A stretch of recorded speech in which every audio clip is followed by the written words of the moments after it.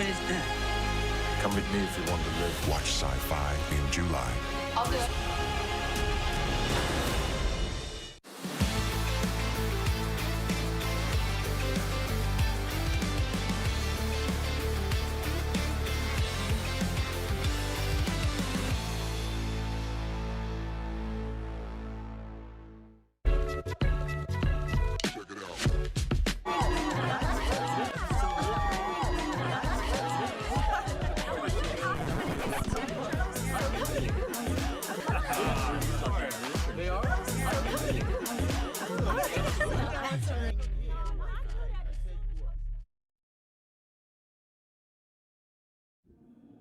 Alcoholics Anonymous. We're here to help. For more information, visit aa.org and download the Meeting Guide app.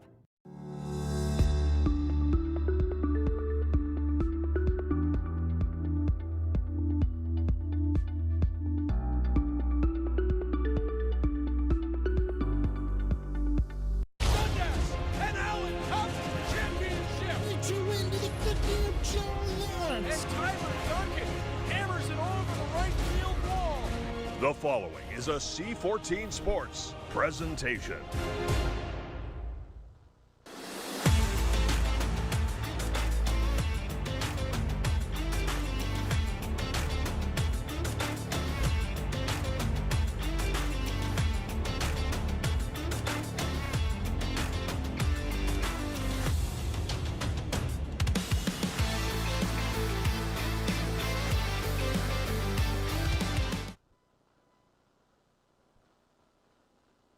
Is not so frightful, but we are here. We are live at Cable 14. Neil Sherwaspo and Matt Curley on the call this afternoon as it's Christmas in July here at Burning Harbor Stadium, but not a snowflake to be found here, Matt. No, not even close to Christmas weather here, Neil. And on this Sunday afternoon, in the final game before the IBL signing deadline, we got two teams trending in opposite directions. The Welland Jackfish maybe in first place, but losers of 4 of 5. The Cardinals, on the other hand, 8-2 in their last 10, putting together a very hot month of July. Here in game number 6, the final game of the season series between these two teams. We'll see who comes out on top. Of course, right now, the Welland Jackfish leading the season series 3-2. So the CHCH Cup is pretty much very much up for grabs here. If the Jackfish win this game, of course, they'll be crowned champions. But should we wind up the Cardinals win this game and everything else, we got a tie. And of course, you mentioned off the air how they're going to settle the tie. It's probably the school day game next year. Yeah, it takes all the math and thinking out of our heads, as you said. A 3-3 tie in the QEW Cup will put it off to the side till next year. It'll either be Welland's right now, or either of the two teams in 2026. Exactly. As Carlos Amigos will lead things off for the Cardinals, he's getting introduced. Brandon Nichols out there at shortstop batting second. Duncan is batting third. Yoki Pena moves up the lineup to the 4 spot in the left field. Josh Williams, the designated hitter today, he's batting the 5 spot. Tanner Rempel is batting 6th at first base. The conductor is batting 7th at third base. Yammer Hernandez is batting 8th at the catcher. And Jaden Brown's in second base and batting 9th. And Corbin Peters on the hill for your Cardinals, and just only his 3rd start of the season, but we'll get into that one very shortly as he gets his warm-ups going after the anthem here momentarily. Yes, the Cardinals, as you mentioned, chomping at the bit to get to this baseball game a little bit. Of course, they get rained out last night against Guelph-Fueros, so that will have to get rescheduled, likely be a doubleheader or something. I'm guessing we're down there in Guelph again next Saturday, too, so it might be a doubleheader. Well, there's only a few weeks left to do it, so it won't be too long from now. And for the Cardinals today, Corbin Peters was slated to start that game yesterday in Guelph, so of course, while it creates a little fork in the road in the schedule, a few weeks down the line, it does save the bullpen a bit, the rain out yesterday, and it might give Corbin and everybody else a little bit more length here this afternoon. Oh, no question. A little extra rest, especially this time of year, doesn't hurt too much, that's for sure. We're going to pause here from the action and step out and watch the young anthem singer lead us through the national anthem momentarily.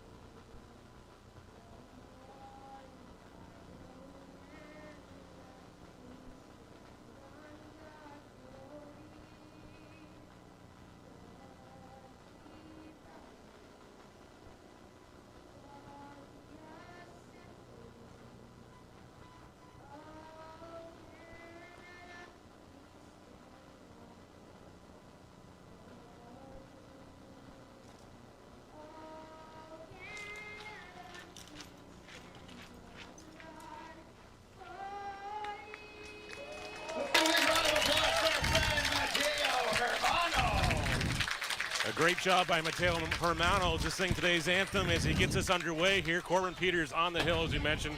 His third start of the season, 18 and a third innings pitched so far, 16 strikeouts, 8 walks allowed, 15 hits allowed. So you got a little bit of feedback there. There we go.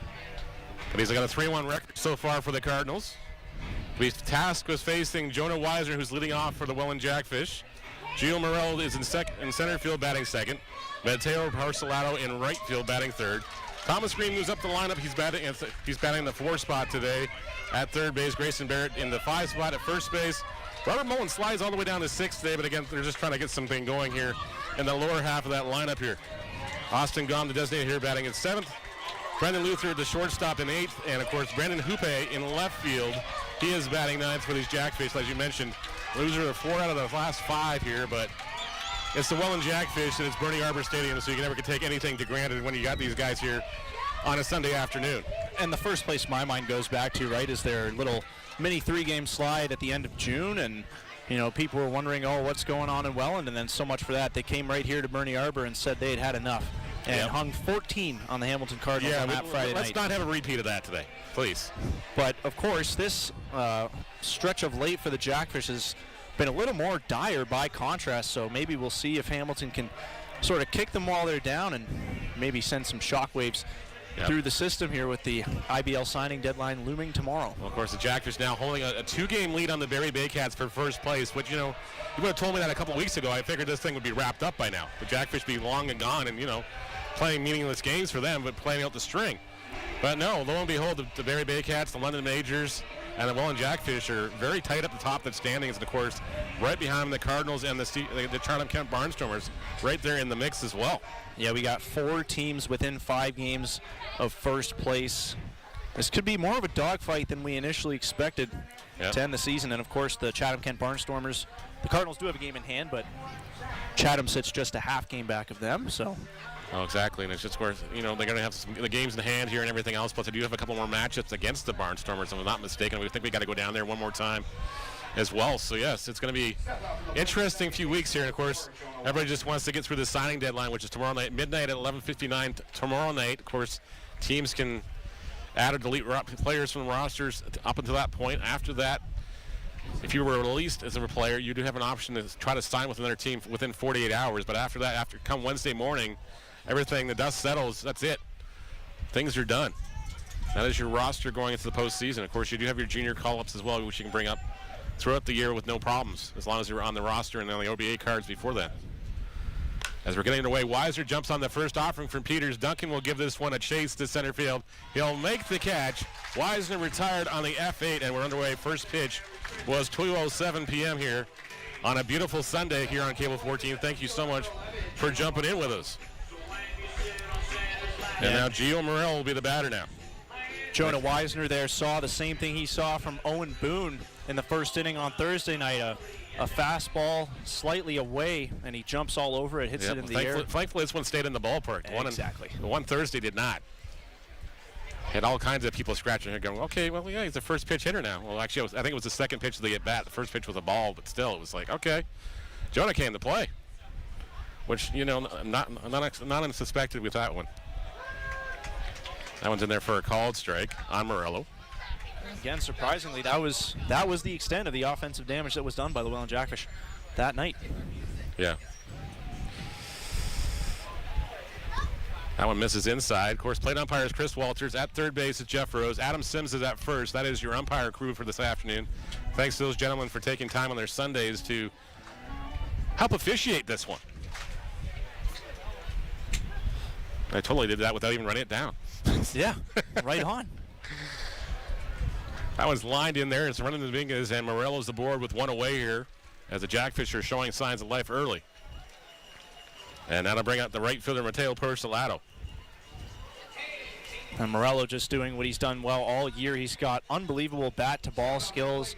Doesn't strike out very much, and you'd be hard-pressed to get a pitcher's pitch by him. And he flicks that one into right field for a nice leadoff line, or with one out, line drive base hit. Pretty standard there from him. That it is. Now you got to deal with the always dangerous Persolato here. As Morello has some good wheels as well.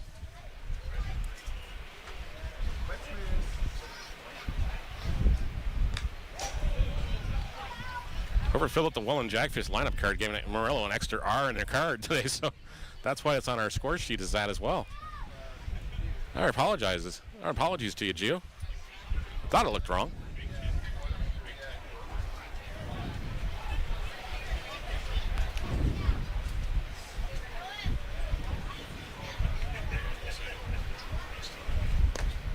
Now misses inside for ball. Count is 1-1 on Porcelado.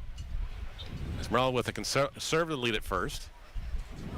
Word is out on Hernandez. Not too many teams trying to test his arm anymore, unless they can get a really good jump off the pitcher. Yeah, he put that to rest within the first few days of signing here. Yeah. Made guys from the London Majors looks pretty darn silly. This one is lined by Porcelado into right field, and Morello will make the big turn, but he'll hold at second. Runners at first and second, just one away here, as Thomas Green will make his first appearance here at Bernie Arbor Stadium. Yeah. Back-to-back hard singles for the Welland Jackfish, and the lefties early on have been seeing that pitch down very well from Peters. He might have to change his game plan and set his sights a little differently against those guys. Meanwhile, Thomas Green in the cleanup spot. He had a productive night yesterday for Welland in their loss versus Toronto. He'll take his cuts here with ducks on the pond. No mound visit charge there. It was definitely going over signals. Probably just trying to change him up with a runner at second base as well in case Gio's tipping things off. Not saying he was or anything like that, but just in case he was. You always got to be mindful with that runner on second. You never know. That goes for anybody. Peters looks back the runner at second base. Gets the sign from Hernandez. First offering misses inside to Green for ball one. Green, the Jackfish newcomer, is 25 years old. He spent the 2024 season with Purdue in the Big Ten Conference. He has experience in the Frontier League and the WCL as well. Another great signing by Jason McKay, that's for sure. Who's, I'm sure, very busy actively working the phones and turning over rocks wherever in various places we haven't heard of yet, I'm sure. But J-Mac always does a good job, as do the Cardinals, as far as the signing deadline. Of course, it's a little bit nervous for everybody and all the teams here, too. They're not sure if they're going to be here tomorrow or the day after even, as that one's fouled away, and the count's even at 1-1. One away here in the top of the first inning. Runners at first and second. If you're just jumping in.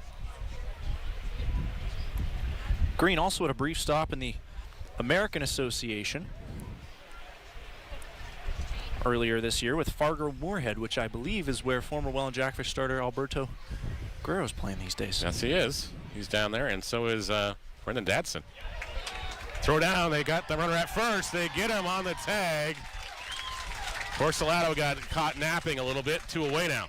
Great throw by Hernandez to get him on the back pick. And there's also 2 strikes on the weenie batter of the day. Well, clearly we were mistaken, Neil. Not everybody's aware of Yammer Hernandez's throwing arm yet. Well, they should be now. They should be now because he just yanked that one out of there. Absolute cannon, and that's why he was with the Toronto Blue Jays right in their system. They loved his throwing arm. He nearly set records in the minor leagues as far as caught stealings went. I can see why. Yeah. And he was just a great guy, a great interview. That after his big night in Chatham County, we just had to get him after we got Tyler Duncan in the cycle, because it was just kind of, oh, by the way, you had a great night here, Dahmer. Welcome to the team and everything else, and just keep doing what you're doing.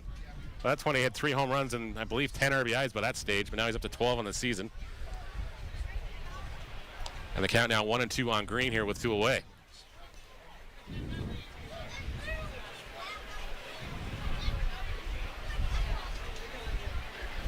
Peters from the stretch. 1-2 offering is chopped, but it's going to go foul out of play. And the count will remain 1-2. Yeah, Yammer is a real pleasant guy to talk to. Of course, he was with the Vancouver Canadians very recently, so some of the younger guys in the Toronto Blue Jays, Mason Fluharty, Leo Jimenez, Lazaro Estrada, who made his big league debut last month. Yammer was teammates with all of them at some point in his minor league journey. That's great, though. Of course, with this team, he got so much experience at not only the major league level. He goes down swinging there. Green goes down, and it's discounted hot dogs here to start the ball game. Thomas Green goes down. Jackfish stranded base runner here in the top of the first inning. We're scoreless after half an inning. As we'll take a quick look at now, once again, at the Cardinals lineup. Of course, Carlos Dominguez will lead things off in right field. Brandon Nichol is batting second at shortstop. Tyler Duncan's in center field. He's batting third. Yoki Pena moves up to fourth and left. Josh Williams is batting fifth in the designated hitter's spot tonight. Tanner Rempel back at first base in the sixth spot. The conductor is batting seventh at third base. And then Yammer Hernandez, as we mentioned just off the top here, the catcher is batting the eighth spot. And Jaden Brown rounds out the lineup here at second base. And, of course, they'll be tasked with a guy who's been very, very, I don't want to say stingy, but definitely very unhittable for the Cardinals so far this year. And Euclides Lair, he's got a 4-1 record overall, a 2.40 ERA, 32 and 2/3 innings pitched so far. 43 strikeouts, 7 walks, but against the Cardinals this season, he's pitched 8 innings pitched so far, 14 strikeouts, just allowed 3 hits. So the Cardinals have to get to him early and often here if they want to right the ship here and get ahead in this game. Yeah, you nailed it, Neil, and it's been a very triumphant return to the IBL so far for Lair, who began the season in the Jackfish rotation and has since moved to their bullpen, but with the busy schedule, after going 2 innings in relief on Thursday night at home against the Cardinals, he was tasked with the start today, and it was the first Sunday of the regular season over the Victoria Day long weekend that he was here and started, and he put together 6 beautiful shutout innings. That he did. We looked off, the batters were just having a hard time just adjusting to his location and everything else that was going on that game. He was able to move the ball in and out of the strike zone, up and down a little bit too, so had them guessing. I don't know if it was the release point or just, it was early season jitters, but when you throw up a 6th spot like that against a good hitting team like the Cardinals are, it's definitely has you scratching your heads. Well, Lair's just he does a lot of the fundamentals right as a pitcher. He does a great job of getting ahead of batters. He's always in and around the zone on first pitch. He'll make you expand with 2 strikes. He knows how to command all his pitches. And he leans on the breaking ball a lot, especially against righties, so you got to be aware of what you're looking for up there. Yep. Indeed you do. And, yeah, between that 1 start and that 1 relief appearance, he has certainly had the Cardinals' number, and they're hoping that this 3rd time is going to be the charm. Dominguez would like to get going here, that's for sure. 278 on the season now, 16 RBIs. Watch that first offering from Lair sail outside for ball 1. And you can see just from watching him why Lair is such a tough at-bat when he's on. That funky release point and the movement on his pitches, it's just hard to see. And you get a lot of swings that create weak contact like that. That you can. And quickly there's 1 away here for Brandon Nichol. Stepping up to the plate, the shortstop, number 32, Brandon Nichol. Well, thank you so much for tuning in on Cable 14, wherever you may be watching from. Hope you're staying hydrated wherever you are. That you got to do. We got to do the same thing up here, that's for sure. It's definitely a balmy 32 degrees Celsius to start the contest here on your Sunday afternoon on Cable 14. That one misses inside, and the count is 1-1 on Nichol.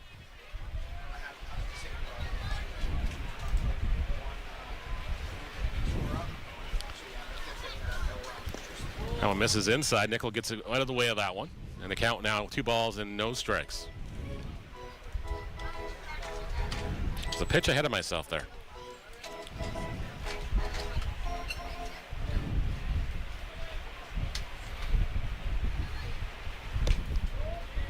Nichol watches that one sail inside, and quickly it's a 3-0 count in his favor. Nichol batting a .305 on the year, 6 home runs, 17 RBIs. 4 of them against the Maple Leafs, so it's safe to say if we have to play the Maple Leafs anymore, he's probably gonna see the free pass. Yeah, Nichol, like a lot of guys, loves hitting at Christie Pitts. He had a big home run there last Saturday in the Cardinals' 13-3 romp of Toronto. That he did.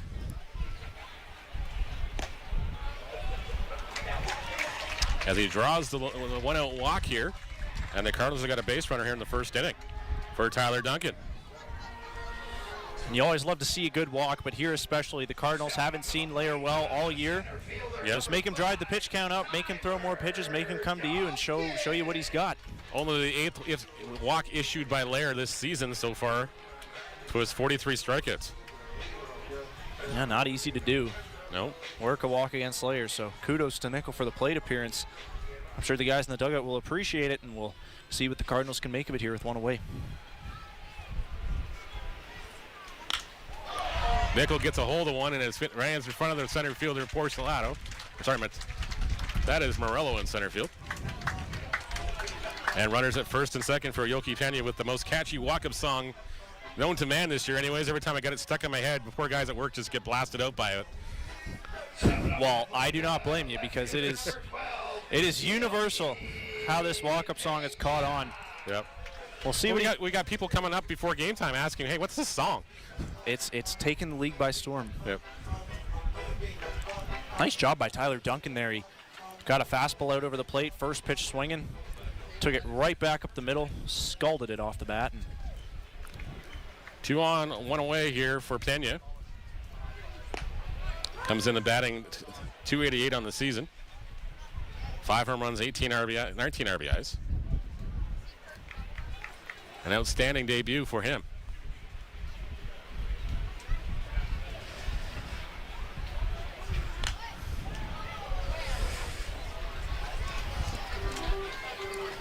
one thing I really like about how Pena's season has developed is at the start of the year, he was noticeably having trouble with secondary pitches, changeups, breaking balls. He couldn't get his timing down. And as the season's gone on, he's done a better job of recognizing those. And of course, he is still human. He's not going to get to every single one. Still loves to see the fastball first and foremost, but it shows growth.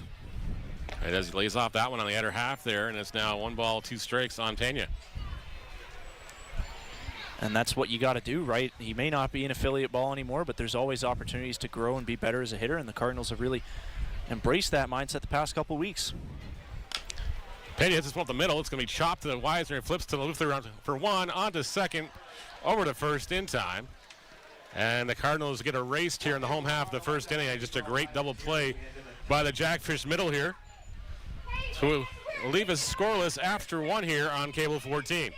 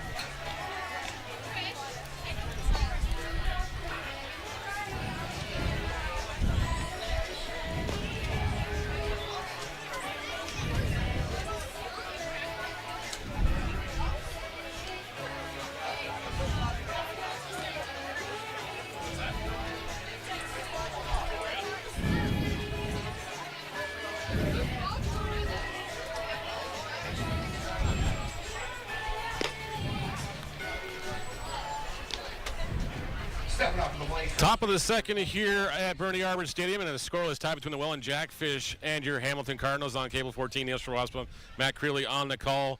On your Sunday afternoon, Christmas in July here at the ballpark as Grayson Barrett comes to the plate in a scoreless tie. His first time up to the plate against Corbin Peters, who worked out of the first inning, a pair of hits. Nothing to show for. Takes that one inside on Barrett for ball 1.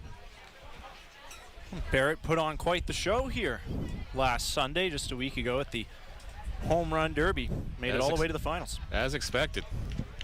I know Ryan Harris and Jason McKay were really high on getting him into the derby this year, and for very valid reasons.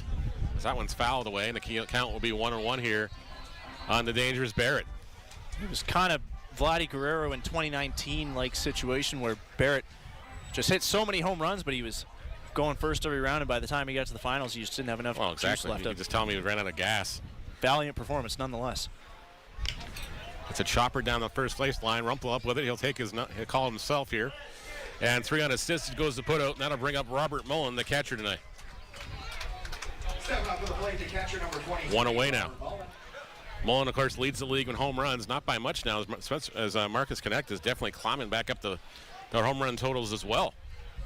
But Mullen's still the leader with 10.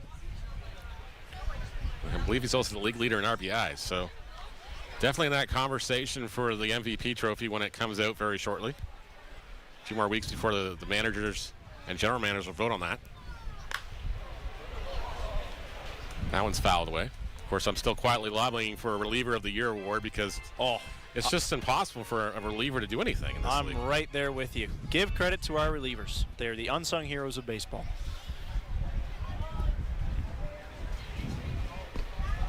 That one misses low for a ball. The count's even at 1-1 on Mullen with 1 away. Who would we name a Reliever of the Year award after in the IBL? I don't know. Like, honestly, I think maybe you go with Stefan Strucker or something like that, or somebody who's been in a long-standing. This one's lined down the line. Salazzo unable to come up with it. Mullen will make the turn at first. Pena there to cut it off in a hurry and hold him to a single with 1 away. Just a seeing-eye single down the line. Salazzo down the line now, dusting himself off as Mullen will be at first. Was yet another hit here in this ballpark.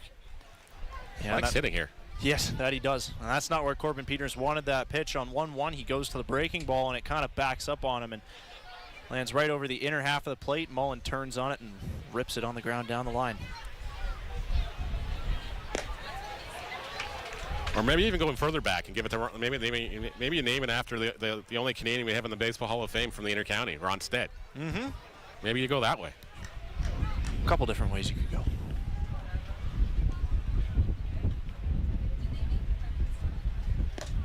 Big swing and a miss by Austin Gom on that one. Way ahead of that one. And the count is 0-2 here quickly. Mullen leads off first, 1 away. And a scoreless tie here in the second inning.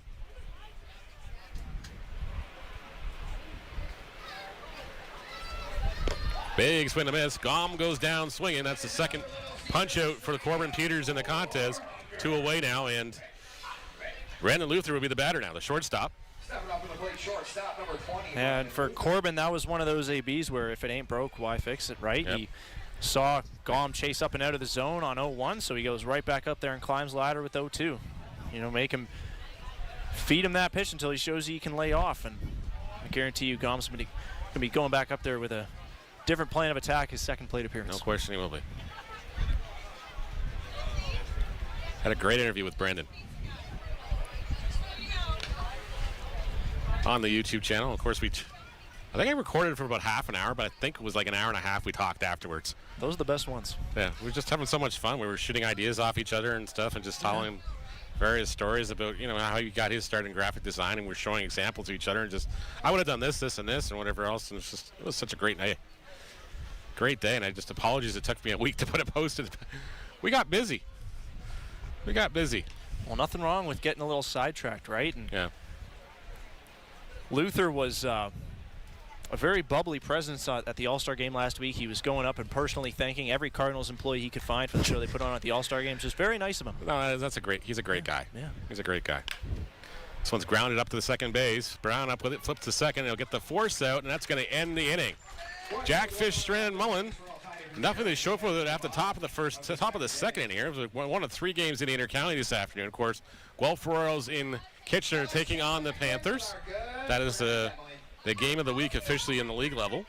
And at 4 o'clock, the Brantford Red Sox taking on the London Majors with playoff implications for the Cardinals anyways on the line here. Regardless of what happens in this outcome of this ball game, if the Brantford Red Sox lose, your Hamilton Cardinals clinch a playoff spot officially.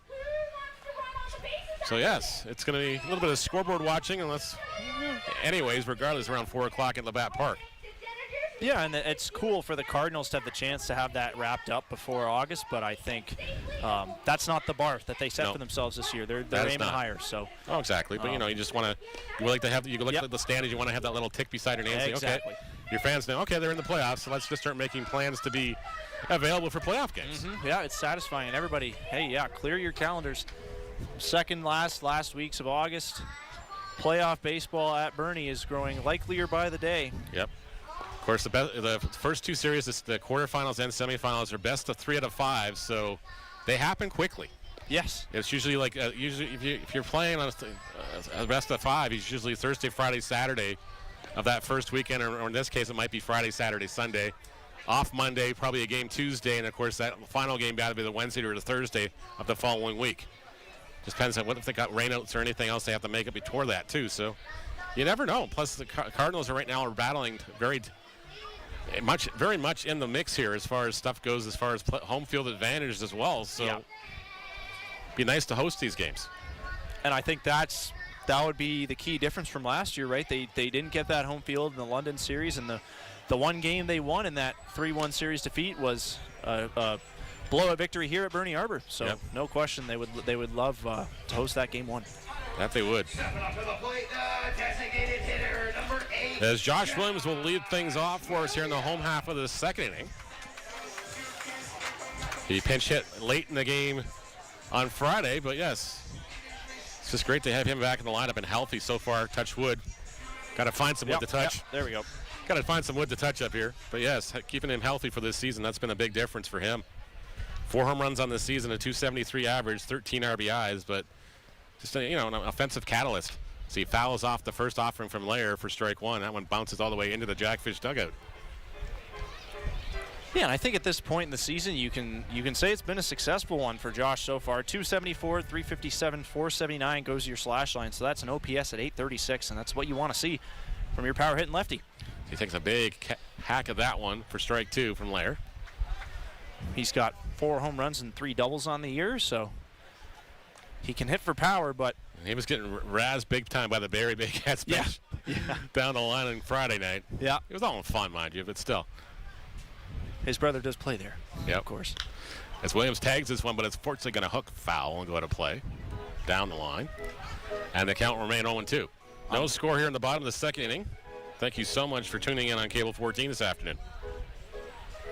I'm sure Lair knows he got away with one there. He hung that breaking ball right down the middle, and Williams' eyes lit up, but front shoulder flew open just a little too early. And foul she goes. Alan Ross dropping in on the text messages, reminding me, yes, the Hamilton Cardinals do play down in Toronto on August 9th. And yes, Al, that is the plan. We're going to plan to make the Saturday night trip down there to. Jenny's never been down to Dominico Field. Of course, I did work there for 4 years, so feel like another homecoming for us. But yes, Jenny's first attempt down there. We're going to be definitely down there. So we'll see you, Al, and we'll see all the Maple Leaf fans and everything else down there in full effect, I'm sure.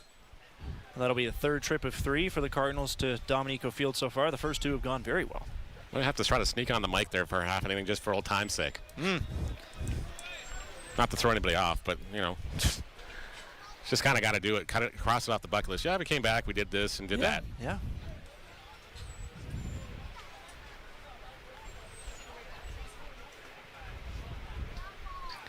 Williams watches that one outside, and it runs the count to full at 3-2.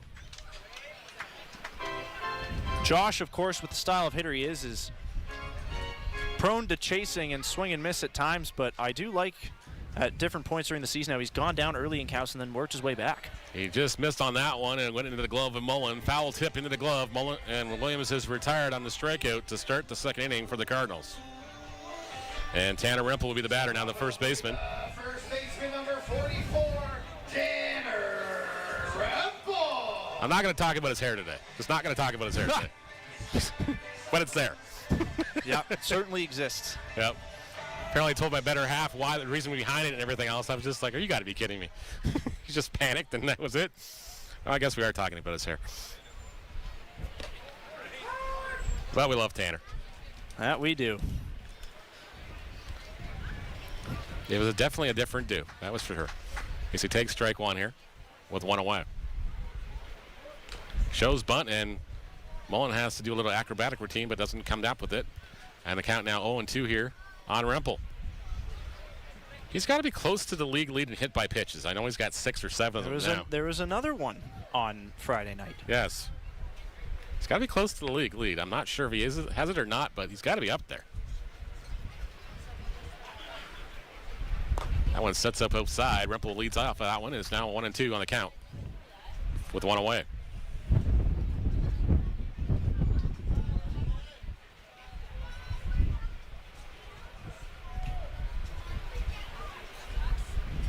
Lays off that one again, and it's 2-2 now.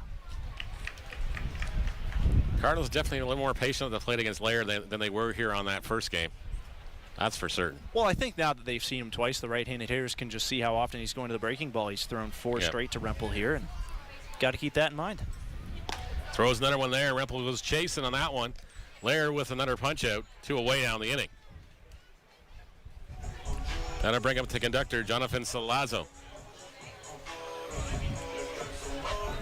Stepping up to the plate, the third baseman, number 17, Jonathan Salazzo. I do not foresee a lot of changes across the league in the next couple of days, just with a signing deadline and everything else. I might see some minor moves, but I don't think there's anything. You're going to see anything earth-shattering from anybody.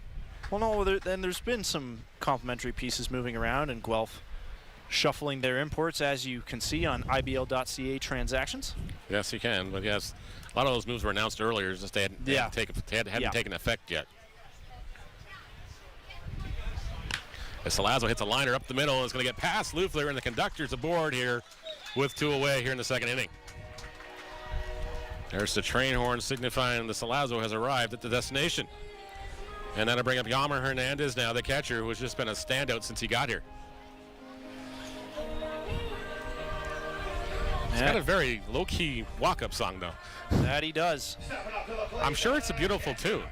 I just don't understand a word of it. Well, some hitters, they want to get kind of in different moods as they get to the plate. Some guys like getting that extra kick of energy and getting fired up, but for guys like Yammer, maybe it's about just having the walk-up song just calm them down a little bit. Maybe just finding a little bit of center here and a little bit of zen. Exactly. Clearing the mechanism, as they say. So Yammer hits the first offering he sees at Lair, and that's going to get caught by Morello in center field to end the inning. A great job by Gio in center.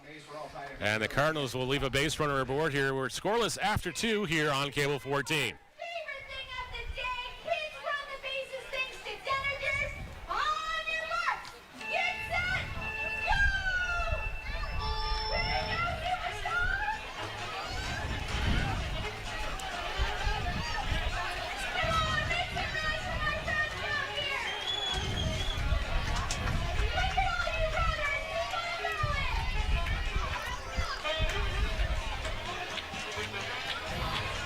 Grabbing a water or something, or a Gatorade, whatever they got.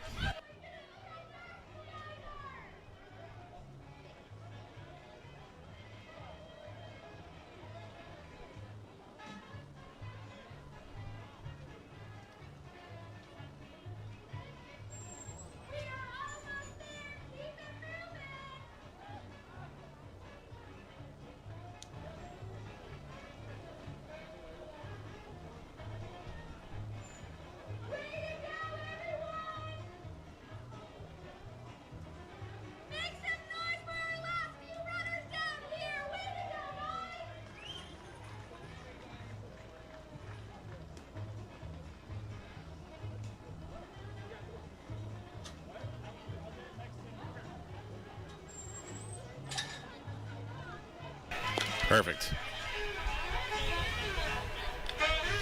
There we got a close-up shot of Tanner Rempel's shoes done up by the one and only McFly. And geez, my goodness. Remp Daddy. There we go. I like them. Very fitting for him. Death, taxes, and McFly doing the best cleats you've ever seen. Oh, man. Kind of wish we had something something cool for up here. I'm not sure what, though. It's too hot for jackets, too hot for like anything else. It's just maybe, I don't know. Is there such a thing as broadcasting shoes? Would Cable 14 donate their microphones to get carefully designed and custom painted by T.O. McFly? Or headsets, maybe? Who knows? Yeah. I got one at home you could probably mess around with if they wanted to. That would not then wreck one of Jono's piece of equipment up here, because I don't think he'd like that too much. But, you know. Then again, you want to wear it after that, because it's just like, you know, it's a work of art. Or it's a work at McFly, anyways. As we hit to the top of the third inning here, Corbin Peters working on his warm-ups. Thank you so much for tuning in on Cable 14. I'm Neil Sherwassa. Matt Creeley on the call as well with us this afternoon. It's been a couple of weeks between me and Matt being up in the booth together because he's been busy with everything else. And There haven't been Sunday home games. there hasn't been any Sundays, that's for sure. But, yeah, the last one was July 6th, and that was the blow. only 3 weeks ago, Neil, but my, oh my, have things changed since then? That they have. That's how it works in the inter-county sometimes, too. It's just like, you're having a rough patch in the schedule, and next thing you know, you go on a streak, and your fortunes have changed. You go from 6th place to 4th place, threatening to go into 3rd, if not higher. As Brandon Hoope will lead things off here. Start the 3rd inning. Also, I want to say I never got the chance to share this with how long I wasn't in the booth, but I did give a listen to your podcast the week after Owen threw a no-hitter, and to hear Mark Perry say that there's no such thing as a broadcaster jinx was, you have no idea how liberating that was. Oh, I was down on the down beside the Cardinals dugout when he's live on the air doing it. I'm like, are you kidding me? Like, are you serious? I'm yelling up at him. Yeah, to hear those words was so vindicating. I was just like, okay, yeah. I was just like, I'm going to write this down. I'm going to record this thing in myself here. Because I'm going, yeah, when Mark jinxed this thing, it's on him, not on me. But thankfully, the baseball gods aligned that night and everything else. And Rappel's giving this one a chase and almost comes up with it. And unfortunately does a face plant on the dirt. Hopefully he's okay there. Going to get picked up by Jaden Brown and help the dust off here a little too. But yeah, he's a little winded and. Yeah, just make sure all your chiclets are still intact, your wallet's still where it's supposed to be, your keys and everything else, and your body parts are where they're supposed to be, too. But, yeah, you're covered in dirt now. McFly will have to clean that one up later. Sorry. Yeah. Thanks for the cleats, McFly. Here's a nice dirty red jersey. Yep. I got to ask, they got a power washer down there, or does the poor guy just have to go, scrub it by hand out and then put it in the washing machine? No, we got a machine, but there's a lot of uniforms, right? Yeah, well, exactly. It's not just Tanner messing them up. Yeah. He's going to take time here. I think he's got... Uh-oh. We got blood on the screen. Not sure if it's arm or is his nose or is somewhere. Hopefully just a cut on the dirt and nothing else. Whoa. Yeah. You can see it from here. That's not good. Just his hand. And yeah, well, that's sliding across that dirt where, you go from grass to dirt and it's just a different texture change and your skin's quickly trying to adjust to that, and yeah. Ooh, that's not good. We're going to wash this one off very quickly. I might have to. Yeah, the sense of urgency with which they ran back into the dugout suggests that they got to get this thing closed up in a hurry. Yeah, well, I think it's just more like cleaned up so they can get the dirt out of it. So yeah, no infection, hopefully. No infections and everything else. Look at Enrique Saldana down there. He's got the mobile massager. Tell me these guys aren't having fun. You got Hillenbrand out there too. Now Hilly's going to get a glove, I'm guessing, just in case. Oh, Tanner's good. All taped up. All taped up. That was a quick tape job. One more big round of applause for Tanner Appel. It's not the prettiest tape job in the league, but it will do the job for now. Well, yeah, you need a quick tape job and a quick fix. Carlo's your man. And yep. Hopefully he's not using the Gorilla Glue or Crazy Glue to put that one back together till we get them stitched up later. I'm always impressed at how hard those pop-up over-the-shoulder plays are. Tanner gave it a fantastic effort there. Yep. That guy would walk through a wall if he could. Yep. 0-2 count to Hoope, misses upstairs for a ball.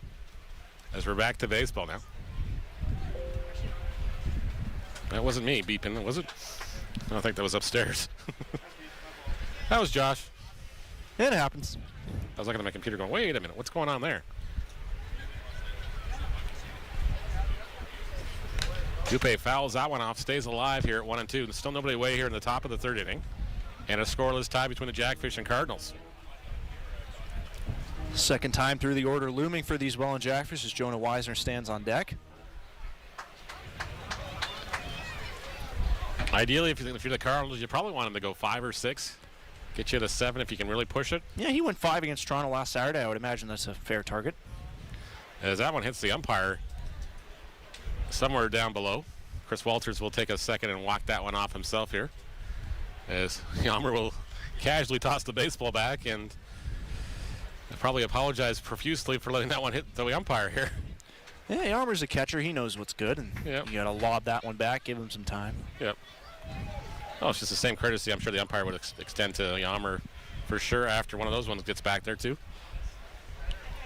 It's a thankless job. Sometimes you get the balls off the equipment. Yammer's going to take an extra second here to check on his shoelaces. And Yep. Just make sure everything's out good and give Mr. Walters yeah. a few more minutes to catch his breath here.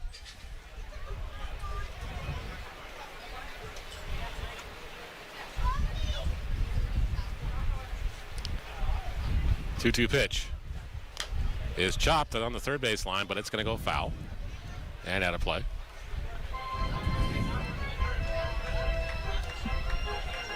Peter's asking for a new baseball by the looks of it. I'm not sure. No, maybe not. A lot of people sampling the poutine today. The Braden Farrington special. Yeah. He raves about the poutine. Poutine, weenie man of the game. It's been a good day It has been. for concessions. 2-2 pitch misses inside. I run the count to full at 3-2. Hoope showing the patience of a saint back there on that one. Hoope is one of the more aggressive swingers in this Jackfish lineup, but what a two-strike approach he's shown here. Ball, foul, and now it's full.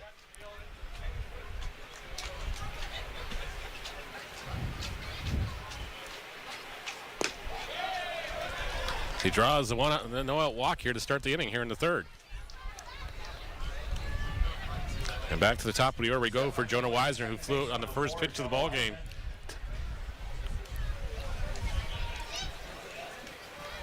To center fielder Tyler Duncan. I wonder if Hoope was cognizant of the multiple breaks that were being taken in between pitches there to make sure Tanner and Chris Walters respectively were okay, and probably realized, hey, this might mess with Peter's command a little bit. Yep. Got more patient. Either way, fantastic at bat. You got the always dangerous Jonah Weisner now with a runner aboard here and nobody away.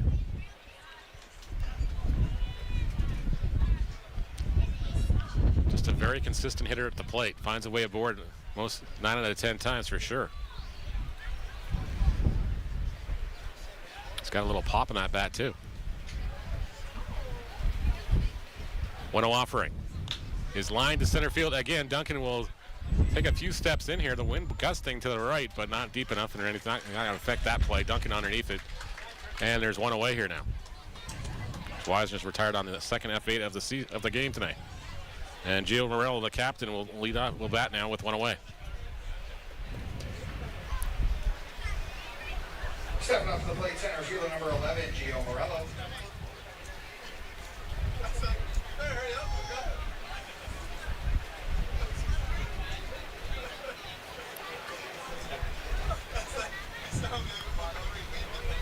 Yeah, Morello, one of those hitters. Again, great bat to balls. We saw his first at bat. Doesn't swing at the first pitch much, usually. We'll see what he does here. Great discipline as well. On the pitch out. Called strike on the other half. Thought better of it. Hoope thought about going to second, then realized it was a pitch out. Got a good read and decided to backpedal a little bit. But they got the strike call in the other half. Now Morello down behind the count 0-1. Peters with a big look at Hoope at first. The corner of his eye. Morello fouls this one off quickly. He's 0-2 on the batter. That one rolls all the way down to the empty Jackfish bullpen, and one of the kids down there is going to climb the fence in the corner. I'm guaranteeing he's going to steal that baseball. Not that I blame him. It's an easy souvenir. Unattended. Actually, he's not even climbing over. He's just going to reach over. Nice. Throw over. Hoope back safely. He was a little bit too far off for Peter's concern. As Peters digs in again, looking for the sign from Hernandez.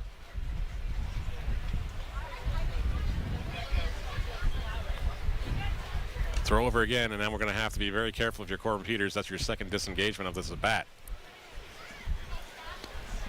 The cat and mouse game between the Jackfish running game and the Cardinals defense unfolds here. We didn't get to see it much on Thursday, but with the arm of Hernandez and how often these guys can run well, something's got to give. And he can. He's dancing off that bag. 0-2 pitch. Strike 3 call. Morello goes down looking. After a few words with Chris Walters, but Morello probably just more like location. Morello is out. There's 2 away now.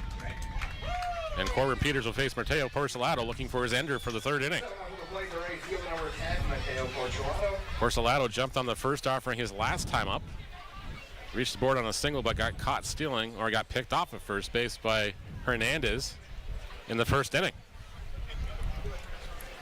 And it's been long enough now since Porcelato came back that you can't use the he started the season late argument. This is now 27 games, and he's hitting .430. He's just on fire. Let's just leave it at that. 18 steals, 26 RBIs, jack of all trades. That he is. I think the Frontier League messed up. That's just beside the point. That's my personal opinion. If they get him, they're going to be safe underneath there. Hoope with the stolen base. Peters and company thought they were off, but just underneath the tag is Hoope. And he's got a stolen base at second base. And the count is 1-0 on Porcelato now. A good read by Hoope on that one. An even better slide at second base to avoid the tag long enough to get the base.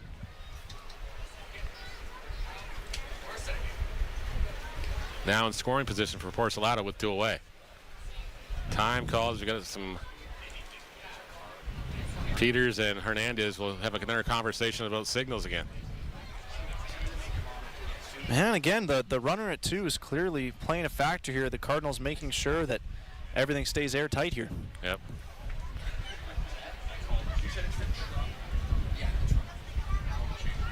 That's a gutsy move by Brandon Hoope, I tell you. Great at bat to work the walk, and then finally manages to steal on a very close play. He's been opportunistic this inning. We'll see if his teammates can pick him up. Judging by his pants and his uniform tops, and say the Jackfish guys are going to be a little bit busy in the equipment room too. Yeah. That one's caked. Face first slide.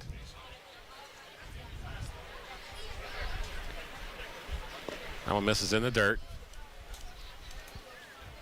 Hey there, fans, if you drive a Subaru with the license plate CYSA 759, your trunk and back window are open. Thank you. That's not good. When they said Subaru, I was like, okay, it's not us. Yep, same.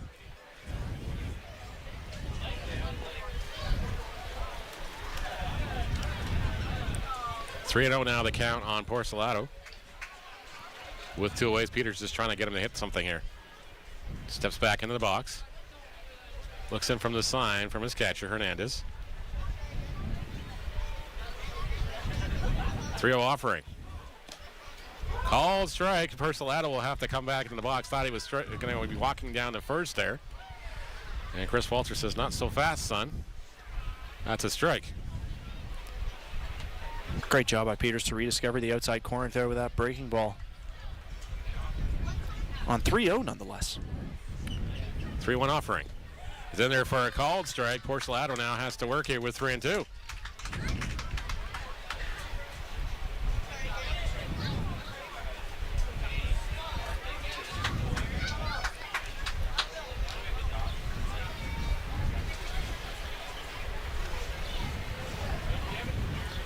Peters again from the stretch. 3-2 offering. Is lofted in the left field. Not that deep. Pena on the run, makes the catch, and the inning is over. Jackfish strand the base runner here in the 3rd inning. Have nothing to show for it. We're scoreless here on Cable 14 as we head to the home half of the 3rd inning with the Cardinals coming back to bat when we come back after the break.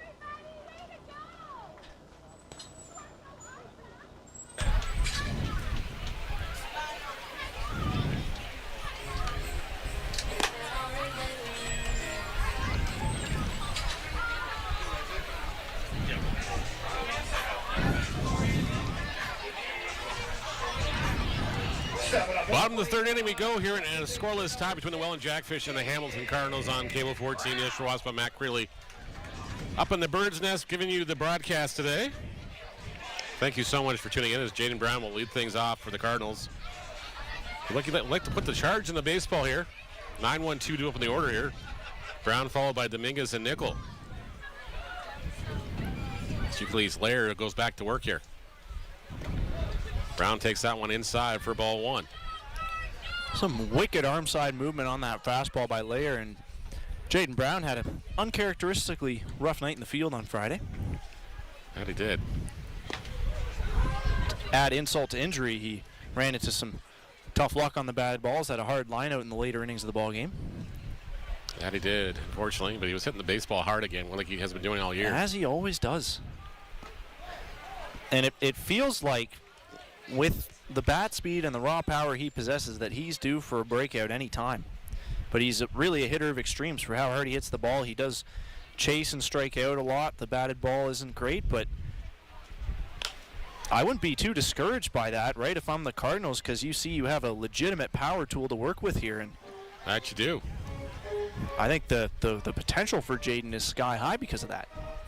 No question he is, and it's just, he seems to bring just a different skill set, a different set of tools here to this lineup.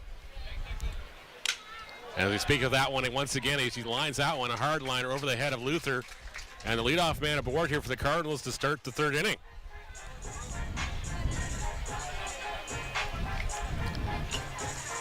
Just a great piece of hitting, identifying where that pitch was in the zone, and being able to hook that one over the head of Brendan Luther at shortstop. And Carlos Dominguez will bat now with nobody away and one on here. The Cardinals looking to break the scoreless tie here. And they may not have gotten the timely hit the first time through the order, but the Cardinals have not missed mistake pitches from Laird. Duncan, Brown, they're getting guys on, and they're hopping on the pitches that are left over the plate, and they got to just string it together a little more here. As Dominguez takes strike one from Laird. Brown with a very, I want to say very liberal lead, not very big either, not conservative, but definitely see how the secondary goes. But you got to be careful with Mullen in that cannon behind the plate as well. Got to respect it anyways. As Dominguez takes strike two here, as Laird's not wasting time now. Pounding the zone. Well, maybe got a little bit on that outside corner from Walters, but of course that goes both ways. So you see Mullen set up way outside again here. That one's pitch out. They thought Brown might be going, so they wisely called one there. Brown backpedals to first there. Count now 1-2. And the strategy game rolls on forward here as after every pitch of this at-bat, Dominguez has been closely watching Luis Bernardo for the signs at third base. No doubt Brown a part of that communication too. We'll see what it all means as Laird decides to throw over again for disengagement number 2. Now Laird has to be careful here.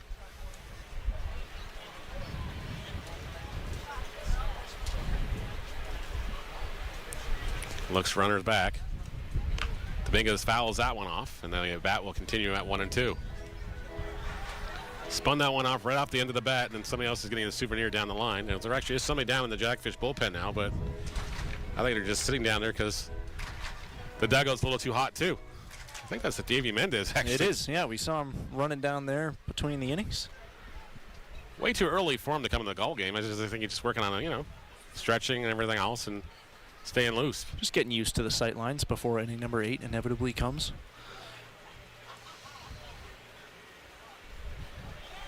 That one's inside. The throw down to second base. And they're going to get him on the tag. Brown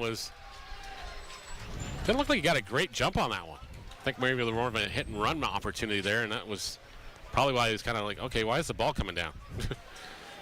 But he is retired, and they're count now 2-2 on Dominguez. If I had to venture a guess, I'd say you're right about the hit and run play, but Lair threw that breaking ball way inside on Dominguez. He wasn't tempted to swing. Nothing Dominguez could do. So he swings and misses the dead offering, and Lair's got another punch out, and there's now quickly 2 away here in the third inning.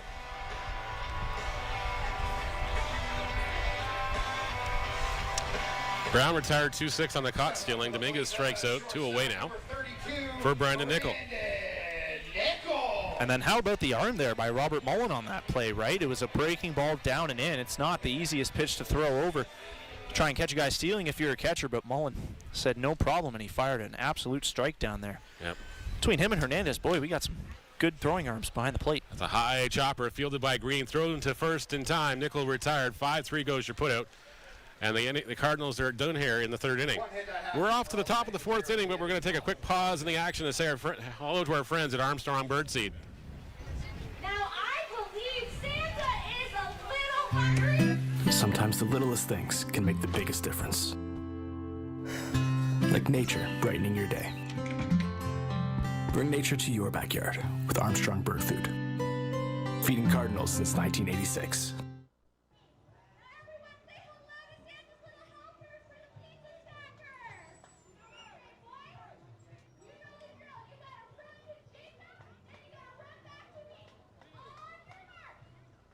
Third baseman number 1, Thomas Green. Top of the fourth inning here at Bernie Arbor Stadium in a scoreless tie. Neil Shrivastava, Matt Creeley on the call with you on a beautiful Sunday afternoon. Of course, it's Christmas in July here, and, well, Santa's not giving any gifts out for either team right now, Matt. A lot of zeros. Lumps of coal, perhaps. Yeah, strikeouts, timely pitching, and good defense has been the story through the first third so far.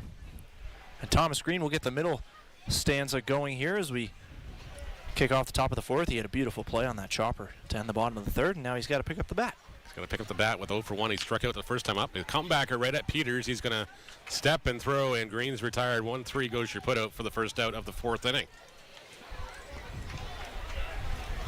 Grayson Barrett now the batter, the always dangerous one. Grounded out to first his first time up. Rempel. Looks like he's got an even bigger tape job right now. It looks like he's kind of adjusting it between batters here.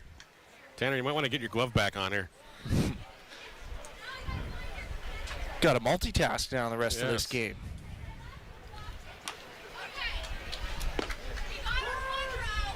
It's Barrett takes strike one from Peters. Count 0-1. One away here in the top of the fourth inning. Scoreless tie between the Jackfish and Cardinals.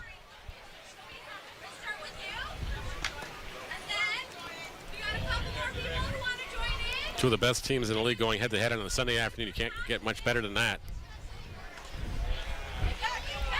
And every time these two clash, it's a marquee matchup for sure. Barrett lines that one in there for a base hit with one away. Jackfish got a base runner here in the fourth inning. That one just looks like Peters got it a little too much in the zone, and Barrett was able to get the barrel on that one. Now Robert Mullen with that with one away and one aboard. Mullen single his last time up. Pretty much the same location as Barrett just hit that one.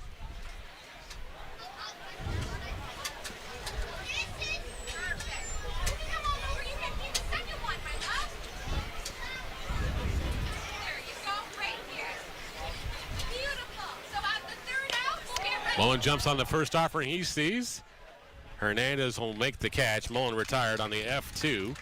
And there's quickly two away now for Austin Gom, who struck out swinging in the second inning. See if Peters makes the same sort of bait and switch with Mr. Gom as he did as the first time. Got him on 3 pitches. And Corbin's done a great job this inning to get quick outs, especially bouncing back after that Barrett single to induce the pop-up from the dangerous Robert Mullen. Back in the driver's seat now with 2 gone. That one misses low for a ball, says the plate umpire Chris Walters.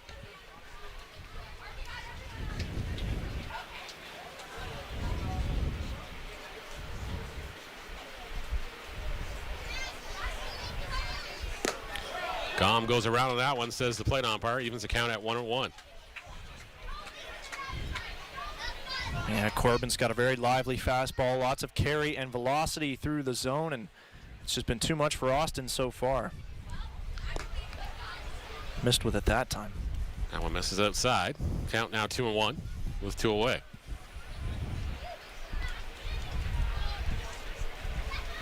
Peters at 52 pitches in the contest so far, so well on pace. Gom fouls that one off. And the count will be 2-2 now.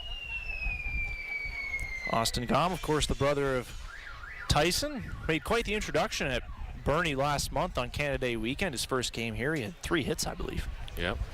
Those guys were definitely part of that mix that was doing lots of things. As Gomes goes around on that pitch, he'll be tagged out by at home here, and it's a great Christmas as Santa goes through there, and Corbin Peters gets nothing but strikeouts from Santa for Christmas. He now gets another one here as we're headed up to the home half of the 4th inning, and a scoreless tie. Jackfish leave a base runner aboard. Going to take a quick look at the standings here through the Intercounty, if I can get the page to load today. You get the Welland Jackfish at 23-10, leading the league. Barrie right on their heels, 2 games back now at 21-12. London's at 20-12 as well, so 2.5 games back of the Jackfish. The Cardinals have snuck into 4th place, 17-14, pending the outcome of this game, and they are 5 off the pace. Chatham-Kent-Barnstable with a half game behind the Cardinals in the standings. Of course, the Cardinals had a game in hand here today too, so they're at 5.5 back, but they're 17-15. Guelph Royals are sitting in 6th spot at 14-18, pending the outcome of that contest, and they are 8.5 back. Maple Leafs are 14-19 in 7th, and the Panthers in 8th at 13-20, pending the outcome of the Guelph Royals game against them. And Brantford sitting, breaking up the rear there at 6-25 on the season, a whole 16 games back in the standings now. So, you know, it's a long hill to climb up for the Red Sox. They want to make some noise at the postseason, but they'd have to string it together almost like an 8-game winning streak here just to make some headway. Yeah, the straits are getting dire, and for me, I know we talked about the log jam at the top, but right now the most interesting story, I think, with the IBL standings is the new look Guelph Royals. Where are they going to be when the dust settles? You know, honestly, that's the one team that's in that bottom rung right now that scares me. I don't want to have to face them, avoid them at all costs. Let somebody else have to deal with them. Yeah, the reinforcements have finally arrived in a big way for Guelph. They've got Custodio Torres and a couple other imports along with that joining them now, so it'll be a different ball team, no question, going forward. Plus, you know, you got the rotation of Jacob Cush, you got Kyle Thomas, you got Claudio Custodio now, and you've got, I don't know which one of the guys is going home, but Sebastian Rodriguez is still in the mix there too, so it's just like, I believe he was just released. He was the one that got home? Okay, so yeah. But still, it's just like, that's a very scary front 3. Not easy to win ones. But then you go, if you have to play the Cardinals, we do have a boon out there for game 1, so good luck with that one, guys. And the Cardinals have to face those Royals, I believe, 3 or 4 more times before we're done. A great play by Grayson Barrett to deny Tyler Duncan there. That was payback for last week, I am sure. Yeah. That was karma reading his eerie head there and going, yeah, we got that one. Duncan retired 3 unassisted to start the 3rd inning here, or 4th inning here, sorry. Yoki Pena, now the batter, he grounded out to the double play his first time up. Looking down to our left, Neil, at the Cardinals bullpen, that appears to be Francis Adamas getting loose. That's a good sign, because we were hearing like he was battling some injuries here a little bit. Well, I don't want to say injuries, but nagging pains or something. And of course, I guess he would have started today, as far as the schedule goes and everything else, because if Peters would have gone last night, he would have been the next one in the rotation. Well, we'll see how he fares here. That one misses inside to the Eggman. Count now 1-1. So we know the IBL Cardinals fans like watching us. They watch the games, they record the clips and everything else. So I got a challenge for them. Come up with something cool for us. Come up with something cool for us up here. You know, Friday night baseball, Sunday afternoon baseball. Have some fun with it. Have some logos. Have some fun, guys. Nothing too crazy though. Yeah, add some spice to this broadcast. Yeah, have some fun with us. Something we can use for a logo or some branding going forward. There you go. Challenge. I like it. Just got a quick look at the bullpen down there. Yoki Pena getting loose as you see him. Or sorry, that's Francis Adamas as Pena is at the plate here. Adamas, just getting loose. I don't think he's throwing that quickly or anything, so kind of expecting Peters to take that one. As Pena will draw the 1-out walk here to start the inning. Cardinals are with another base runner aboard here, just unable to score anything. Haven't even passed second base yet in this contest. But Josh Williams would like to chime in at any time here, hitting their double down the line here against Layer. You never know.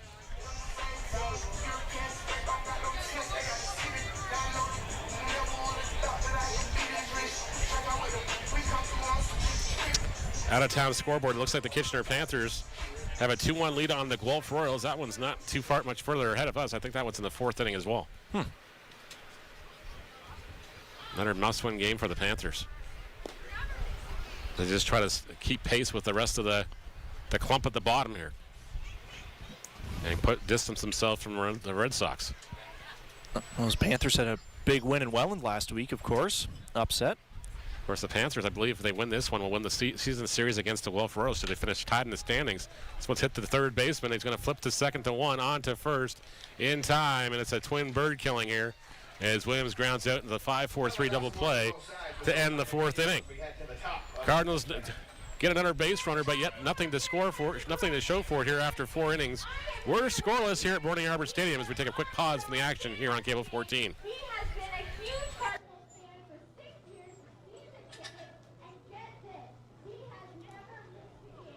We appreciate your support so much. Everyone give it up for our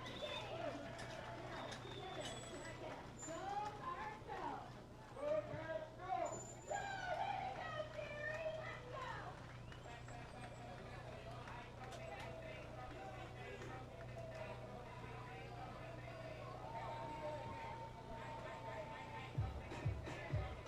Go, there you go, Jerry, let's go!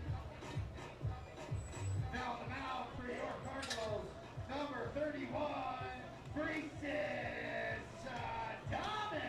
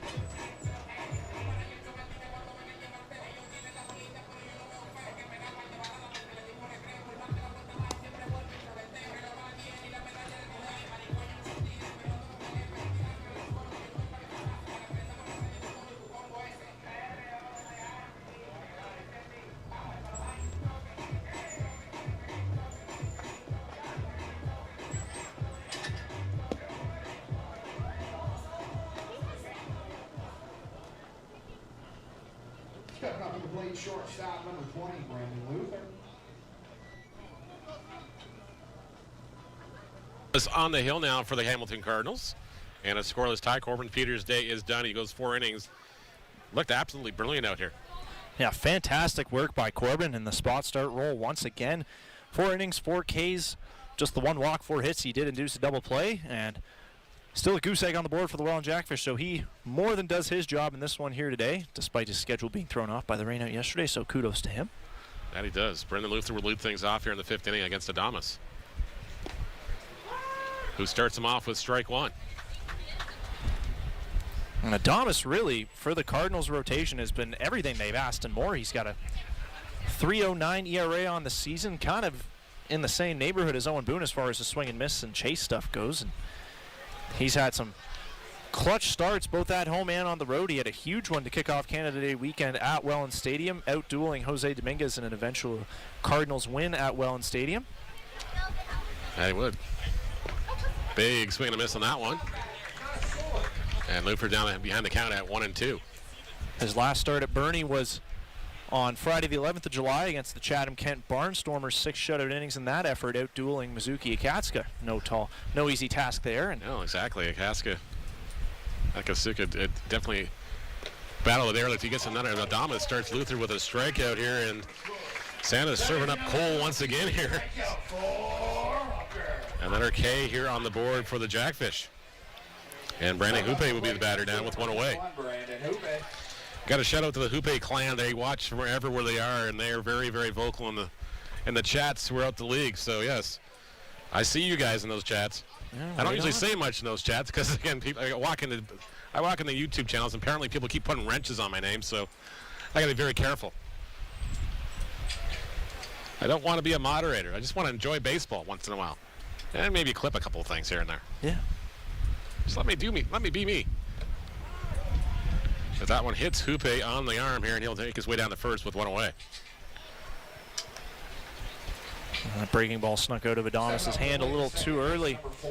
The thing you'll notice about him, besides the imposing frame and the strikeout stuff, is he works quickly. He pitches with a certain swagger. He loves to mess with timing, and he pitches with conviction out there, and doesn't look like a comfortable guy to face whatsoever.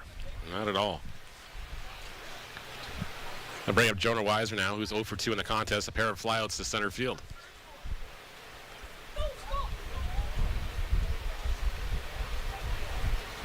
Conservative leave again by Hoope, as Weiser watches that first one sail in there for strike one. We're scoreless here in the top of the 5th inning. 7 hits combined in the contest, 4 for the Jackfish, 3 for the Cardinals. An old-fashioned blinking contest here on Christmas in July. At least both teams dressed the part today, too. Little red and green battle.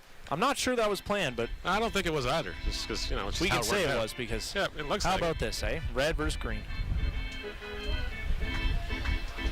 It looked like Hoope was thinking of going there, but he slipped a little bit out of the first base bag and thought better of it.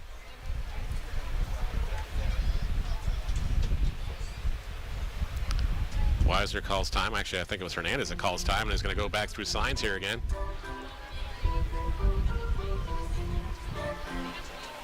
Adames, the former Milwaukee Brewers farmhand, has some Frontier League experience as well.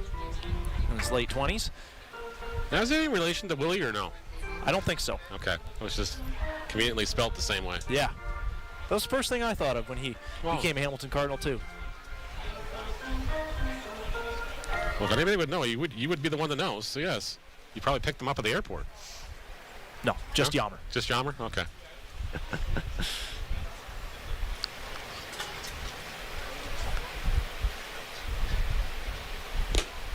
That one's in there for a call strike on Weiser. Count now 1-2 with 1 away.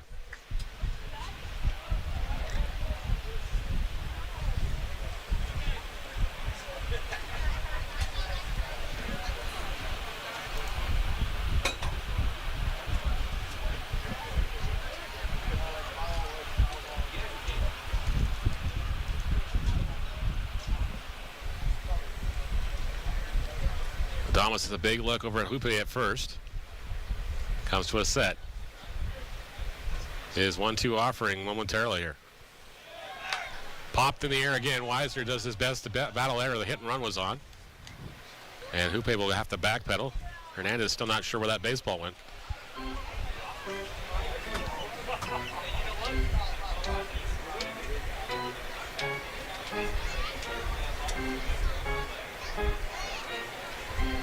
Just got a text from managing partner in chief here at the Hamilton Cardinals, Anna Spear, confirming that the colors were in fact planned. Oh, okay, there we go. So there you go. They're one step ahead of us all the time. They always think of everything. They do.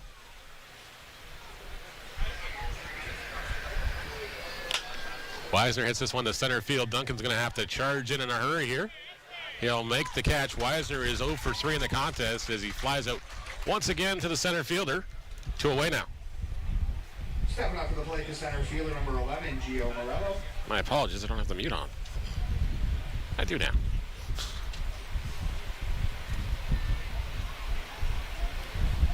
Fun little off-the-field factoid about Adames is that he loves to cook. I arrived at the birdhouse with Yammer Hernandez after picking him up from the airport at like 11:15 on a Tuesday night. And I knock on the door, and Adames has got 3 burners on. He's got the Latin music blasting on the speaker. And I'm like, what are you doing? It's so late. What are you cooking? And he's got plantains, octopus, a whole bunch of stuff. Really? Yeah. And that's going to be a stolen base. That one gets away from Hernandez behind the plate here. Runner now in scoring position for the Jackfish. Yeah, nice job by Yammer to block that one, but he couldn't find it. It just died on the dirt in front of him, and he was looking all over the place, and by the time he found it, Hoope was already standing at second. Now adjusting the straps on his shin pads here, so Take as long as you need to, young man, because those are important.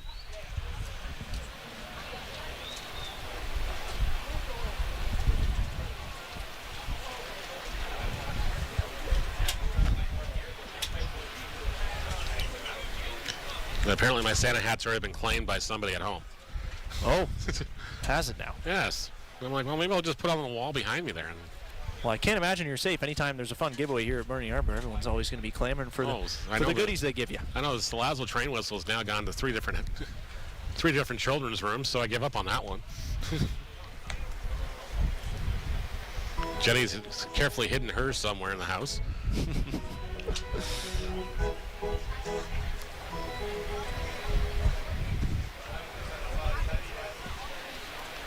2-0 is the count on Morello here. Swings and misses to that one. 1 and 2 balls and a strike now. As Adamas looking for his ender here to end the inning. And Strand, the base runner, at second base.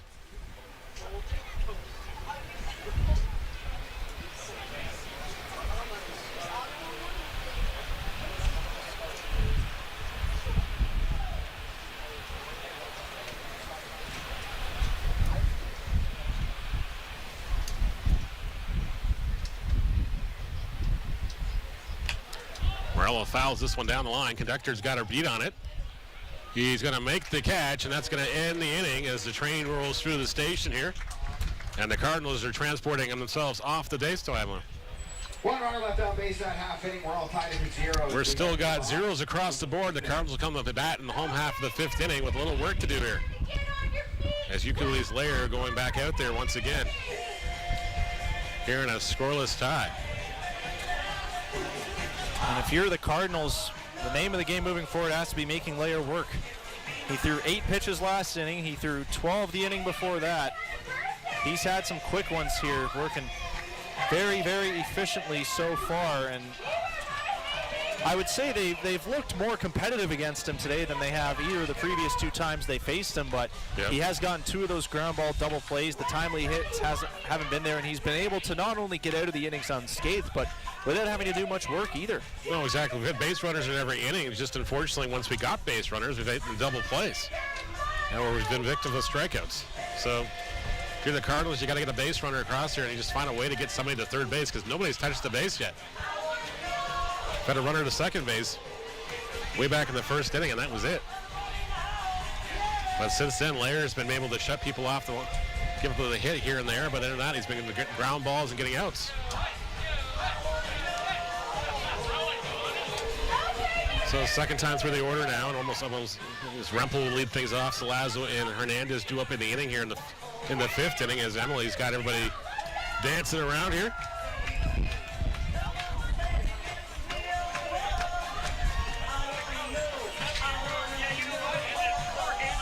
But everybody's staying hydrated and hopefully enjoying the broadcast so far on your Sunday afternoon. I'm Neil Schwartzwell. Of course, that's Matt Crilly back in the call in our second to last home game here on the Sunday afternoon.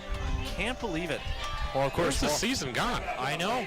Well, I'll have to do some checking in with the bosses and see what the playoff schedule is, but it feels like too soon. It does. That's okay. And as Tanner Rempel will lead things off, he struck out his last time up against Euclid's Lair.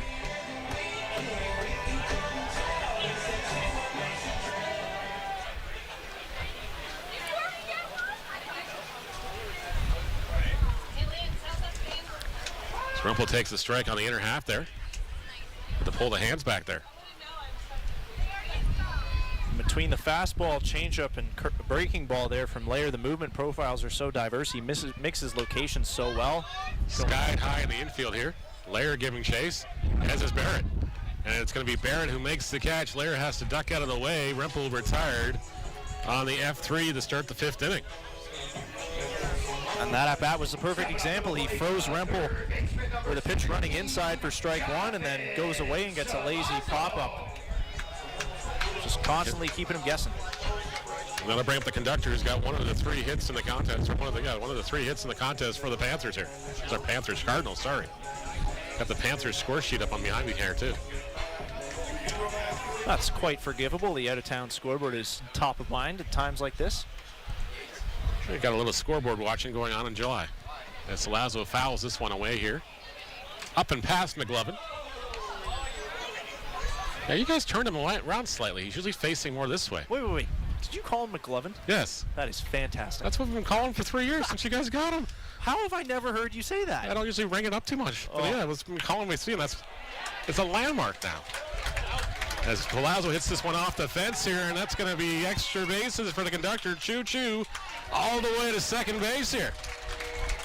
Now arriving at second base, Jonathan Salazzo with one away. I'm waiting to say that one, too. Yeah. Hopefully the spark the Cardinals needed there is Salazzo has done an unbelievable job of staying on that secondary pitch from Lair. He got a base hit his first time up and then rips a double that time. He's seeing him real well. That is. Runner in scoring position, less than 2 outs. This is it for the Cardinals. Their best opportunity yet. Of course, with Salazzo there, the second baseman's got to cheat more to that base side. So Yammer's got a huge hole on that right side now. And we've seen him go the other way, right? He's had a couple hard doubles to right field here at Burnie Harbor. Slayer starts him off at strike one with one away. Gets that one on the other half. Hernandez not liking that call too much. And now 0-2. Good idea there. Call time with 2 strikes, reset. That is just absolutely disgusting stuff from Lair. Back-to-back sliders just painted on the outside corner. If I'm Mullen, I'm probably calling one more here just because, it's working so far. Well, if he can throw it for strikes, it makes it that much more deadly. As he does just that, he gets Hernandez to chase one on the inner half that time, and he goes down on 3 pitches. 2 away now. And Jaden Brown will be the next hope here in this inning with 2 away now. Singled his last time up, got caught stealing it in the 3rd inning on what we think was a hit and run that went wrong. Yeah. But the out-of-town scoreboard brought to you by Rawlings Canada. Top of the 5th inning, Guelph Royals up 4-2 on the Kitchener Panthers as they're trying to bridge the gap and sneak into 5th place here.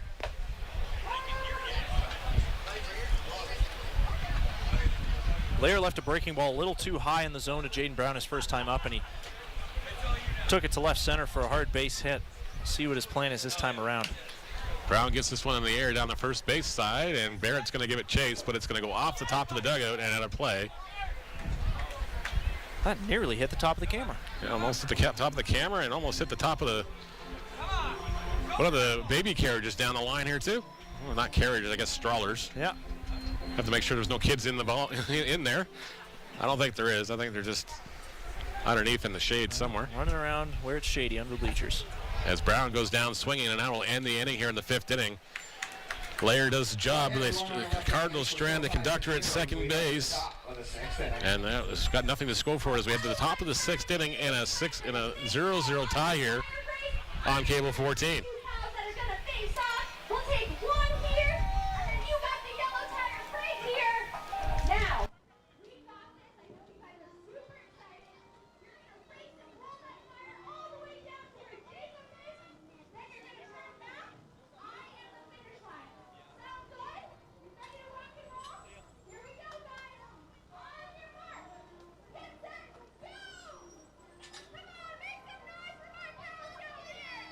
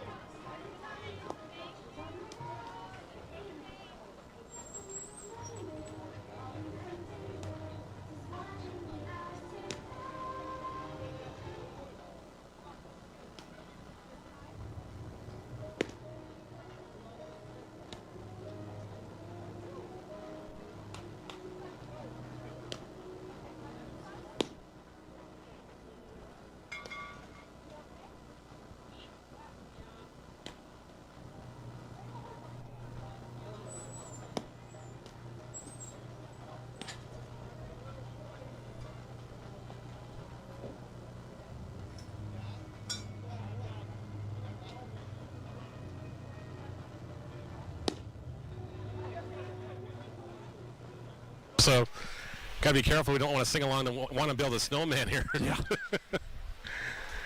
Stepping up in the plate. Frozen music at the end of July is truly a paranormal. Yeah, it's kind of like I'm going, well, if we're walking into a hockey rink or something, maybe, but, or an ice cream store, maybe, but it's baseball. It's kind of hard. But if she wants to gust a couple of winds out here and, cool it down a little bit, I'm okay with that. Yeah. A couple of snow cones would be cool. Or slushy or something. Something cold. Now I'm suddenly craving a root beer float. And I was going to say, don't go too far down that rabbit hole. No. As Porcelado will lead things off here. Against Adamas, takes strike one. Looking down once again toward that Cardinal bullpen, Caleb Sorosky's warming up, so it looks like Adamas is on somewhat of an innings limit here this afternoon. Oh, busy weekend ahead for the Cardinals coming up this week too, of course. Grips games against Guelph, and then I believe we got Brantford as well. Yeah, I think it's another trip to the Yarn on Sunday. On Sunday. Oh, I'll have another Sunday off. Okay. It's weird, right? It is. It's very weird. You get so used to being okay. You get up Sunday morning, you do everything you got to do in the day. Yeah. Or you do it all Saturday, and then you get up Sunday and go, okay, yeah. Just hang out with the dogs and watch some TV. There's a great play by Brown to get Porcelado. 4-3 goes to put out for the first out of the sixth inning. And Thomas Green will be the batter now, 0 for 2 in the contest, a strikeout. And a comebacker back to the pitcher's mound. That was Corbin Peters in the fourth inning. Of course, Green the winning batter, so that means if he strikes out, it's discounted hot dogs by our friends at Denninger's for the half inning. Green made good on his role there in the first inning. Struck out right away. R.J. Rose setting up in the press box as well. She got the wave at us. Her better half's at third base. As time's called on the field here, as Green just...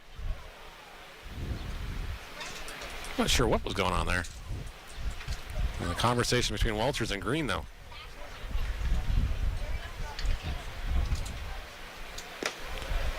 As Adamas starts him off with strike one. Reyes Adamas has been very impressive as far as just his makeup and his ability to get ahead of pitchers, get ahead of batters. He always seemed to have a lot of first pitch strikes, and that one's going to fortunately get away from him, and Green will be aboard with one away. His second hit batter of the contest. I was just going to laud him for the breaking ball command here, and then he had that one slip away. That's happened twice, and it does sometimes, but Adamas, yeah, by and large has been a key piece for this Cardinal rotation, a solid number 2 in there behind Owen Boone. And that he has been. Now I bring up Grayson Barrett, who singled his last time up and was grounded out 3 unassisted the time before that. So 1 for 2 in the contest. Adamas would love him to get a ground ball here. That one's at his feet, and they're going to think about throwing down. Adamas thankfully found that one at his feet that time. Yep. And realized Grayson Barrett hadn't moved out of the batter's box, so he'd have to throw it right through him, and that would not be good. But we've had another batter's interference situation. Oh, my goodness. Friday was weird. Such chaos. Friday was very weird. As Rempel does his best to get that baseball. That one was a little wildly thrown over to first. Great work by Tanner there. Picked that one out of the dirt.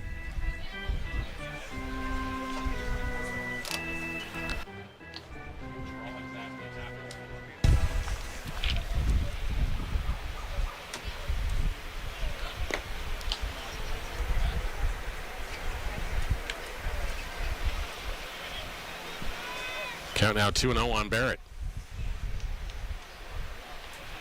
I don't love that Grayson Barrett's in hitter's count right now if you're the Cardinals. No, because then if we know what he can do. All too well.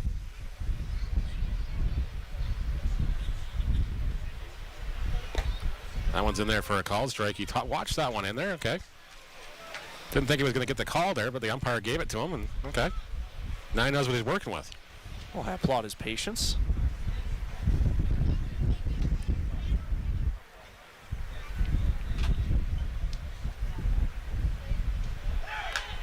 That one's fouled away as a hit and run was on that pitch. And somebody's going to get another easy souvenir down the line. minimal effort to get a baseball in this ballpark right now. I like it. If you're down in the right field corner, it's the place to be. Because there's nobody down in that Jackfish bullpen, so Lair is going back out there for the next inning. Why wouldn't he? He's just been cruising the past 3. And he has. Adamas with a 2-2 count here. Gets Barrett to chase that one, and Barrett goes down swinging for a huge out in this inning. Another punch out as that spike is getting awful full of little stuffed pizzas. Gosh, I wish they were real some days. I think we are having pizza tonight. Oh, there you go. And that's all for Mr. Adamas. As Caleb Starowski will come in here, we'll take a quick pause in the action. We'll say hi to our friends at Rawlings, Canada. Hey there, fans. Big round of applause for Freesis Adamas.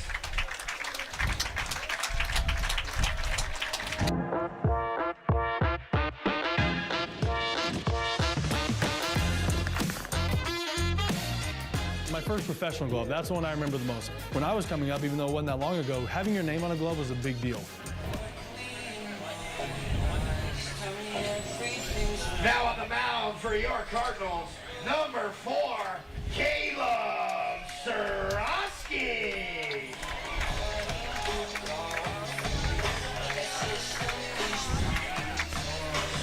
Caleb Starowski, the new pitcher for the Cardinals, as we welcome you back here to Bernie Arbor Stadium. A scoreless tie here in the 6th inning. Freas Adamas was tasked upon getting a couple of outs here, but then he did his job and gives way. Of course, Starowski will face Robert Mullen right off the hop with 2 away. Mullen is 1 for 2 in the contest, a single in the 2nd inning, and popped up in the 4th. Now look at Adamas' day. He got the big pop-up there by Morello in foul territory to end his first inning of work. He had 2 strikeouts in an inning and 2/3. Some weak contact, all things you want to see. Yep. And Starowski's coming in now. We saw Jacob Gadget doing some long toss down there a few minutes ago, so the baton is passed off once again here. Starowski will take it from here going forward, and he had a big night on Thursday as well. That he did. Of course, Adamas is responsible for the runner at first base, and Thomas Green was hit by the pitch, and that's how he got aboard here in the 6th inning. We're not out of the woodwork here. If there's any place actually out of the woods in this lineup, it's definitely not Robert Mullen. No. Say the least. So he hits the first offering he sees right at Salazzo. He's going to step and throw a bounce. Rumpel with the scoop, unable to make it. It's going to go all the way to the fence. And that's going to get the wave home here, and a run will come across. It's a Jackfish scoring first here, as Green goes all the way first to home on the unfortunate throwing error by Salazzo. One of those tough plays that's down the line and in the corner there, where it's 6 of one, half the other. If you can make the throw without a bounce, maybe you got a chance. But again, if it is Mullen racing down the line, so that's probably why he tried to get it across on the bounce. Yeah, Mullen doesn't have great speed, but with the runner on, I'm sure if Salazzo could go back and do it again, he might consider back pocketing it. And Starowski made a good pitch there and got the ground ball he needed. It just didn't work out, and that's the first run on the board for the Jackfish. That it is, and of course that is charged to Adamas in the inning. And that closes his book on him.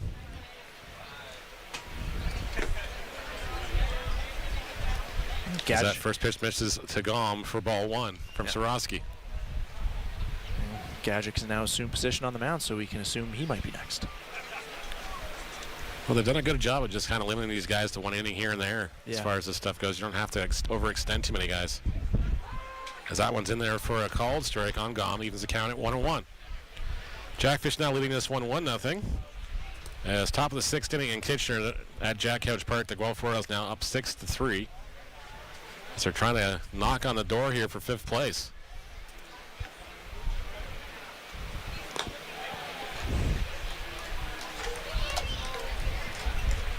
Edging ever so close, looking to win another victory here.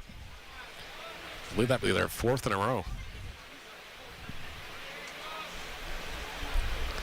Starowski works with a 2-1 count now on Gollum, who's got a pair of strikeouts to his name so far. A big swing and a miss on that one. And the count is now 2-2 with 2 away. Well, of all the don't chop at it, it's not a swords we've heard. That was one of the swordiest by Austin Gunham. He was tied up in knots by that high fastball from Sorosky.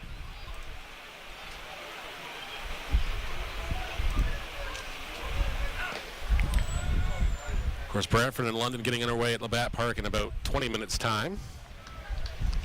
The tail end of a home-and-home series. Majors won on the yesterday afternoon 5-3 over the Brantford Red Sox. Just seemed like a missed opportunity for the Red Sox yesterday. It's a shame. So now, unfortunately, I think you got Victor Priano today. As Gom goes down swinging for the 3rd time today. And the Cardinals are off the field here. But Robert Mullen gets the job done on the ground out. That should have been a ground out, but unfortunately will lead to an error.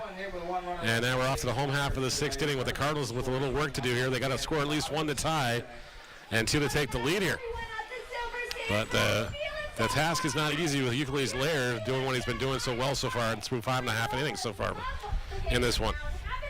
So much fun, but it is time for a pop quiz thanks to Cardinals, and of course we have a little Christmas twist on it. Are we ready? Is everyone listening? I should mention you will be getting a So Thomas Green comes around to score in the 6th inning. He reached base on a hit by pitch. Came around, went first to home on the throwing error by Jonathan Salazzo as Robert Muller reached base with 2 away. Just an unfortunate set of circumstances here for the Cardinals in that inning. And if you're the Cardinals offense here, now is when you got to dig deep. And Lair has, he's human, but you know, he's been cruising along these past few innings, and they haven't been able to find that big hit. And every time they have an opportunity, they have squandered it up to this point. And you know, it's character building, and it's tough to look in the mirror sometimes and you know, really try and find it against a guy who's had your number. But you know, that's what good teams do. And exactly. They still got 12 more outs to work with here, and there's 2 ways to look at it. And with the way the past few weeks have gone, you don't really have a choice but to believe in yourself right now and exactly. Try and pull ahead. You know, it was just a little blip on the radar in the last half inning. You know, a play that you could have gone either way there. If he eats the baseball, okay, it's 1st and 2nd, 2 away. You give him all in the single and just you move on. But unfortunately, he tried to make the play because, again, you know who's running down the line, and Salazzo tried to get the bounce throw across. He's throwing from his heels, going in the opposite direction there, too, so it's not an easy play to begin with. Yeah, and that's just baseball, and how are you going to respond? That's the question. You know, it's almost freeing in a sense how the game just kind of forces you to keep your sights forward. That it does. And, of course, Carlos Domingos will lead things off for the Cardinals here. Right fielder number 30. Followed by Brandon Nickel and Tyler Duncan. So the top of the order due up here against Lair. Their 3rd time at the order here, so maybe a little bit wiser, a little bit more patient at the plate. And the home guys have been talking what they've been able to hit off him and what they've been seeing so far today. And we've heard ad nauseum at the big league level the precise effect that facing a pitcher for the 3rd time can have on a batting order, and it's almost always positive. Yep. Dominguez fouls that offering off for strike 1, and it jostled the camera a little bit. Gave her PTZ a little spin behind the plate there.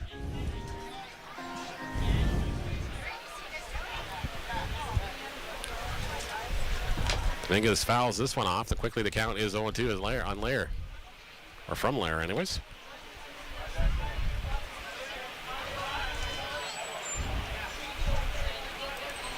Cardinals have had base runners, and nobody's gone past second base, though. As Dominguez reaches out and swings on that one, and Laird's got another punch out to start the 6th inning. Dominguez now 0 for 3 with a pair of strikeouts. And that is 6 strikeouts for Laird in the afternoon. Shortstop number 32, Brandon Nickel. And Brandon Nickel, the shortstop, will be the batter. He walked in the 1st inning, then grounded out 5-3 in the 3rd.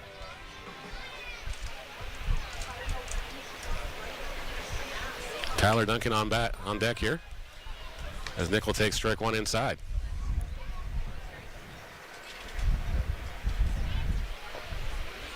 Another beautifully hot day here at Burning Harbor. That one's in there for a called strike. You can feel kind of powerless as a hitter when Lair has command of the inside corner, and then he's getting the calls in the outer half too. And Nickel just goes swinging from his hips there and comes up empty. And there's 2 away here as Lair is dealing now 7 Ks in the ball game. He is going to get tired once in a while, eventually, right?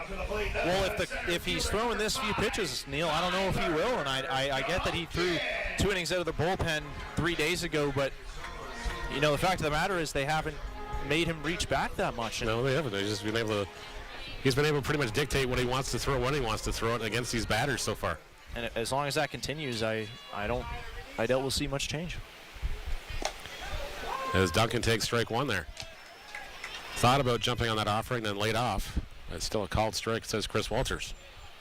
Yeah, the story for me has to be the breaking ball for Lair today. Has just been on another level. He's throwing it for strikes, he's missing bats, he's getting chased, just all the above. Duncan hits the liner down the line there, and there we go, another corner. Duncan on his horse. He is going to challenge Porcelado here. He's digging hard for 3. The throw is going to be cut off, and he's going to slide in, and it gets away, but he can't go too far. That's a good job by the Jackfish there to be on the ball there to keep that one in front of him. Tyler Duncan with a 2-out triple. And the Oki Pena now with the batter. Duncan, the first Cardinal to reach third base today all day. Left fielder number 12. That's just a shot in the arm that the Cardinals needed there from Tyler Duncan. It's up to Pena now, and Lair was just 2 strikes away from an immaculate inning there. He was most of the way through, but Tyler got one of those breaking balls middle in, and he didn't miss it. And again, they haven't missed many mistakes. He just hasn't made that many. No, he hasn't made that many, that's for sure. Pena's got to be geared up for one here. They've already got 2 outs, so it will have to find grass in order to score Tyler and tie this game here. Yep. But Pena did. He was the one Cardinal who managed to hit off of Lair on Thursday in Welland, so we'll see what happens here. This is Lair starts him off the way outside here for ball 1. 2 away in the home half of the 6th inning. Jackfish leading this one 1-0 if you're just tuning in. They scored their run in the top of the 6th inning to break the scoreless tie. Pena watches that one, thought about it. Got called strike, evens the count 1-1. Duncan at third base with 2 away.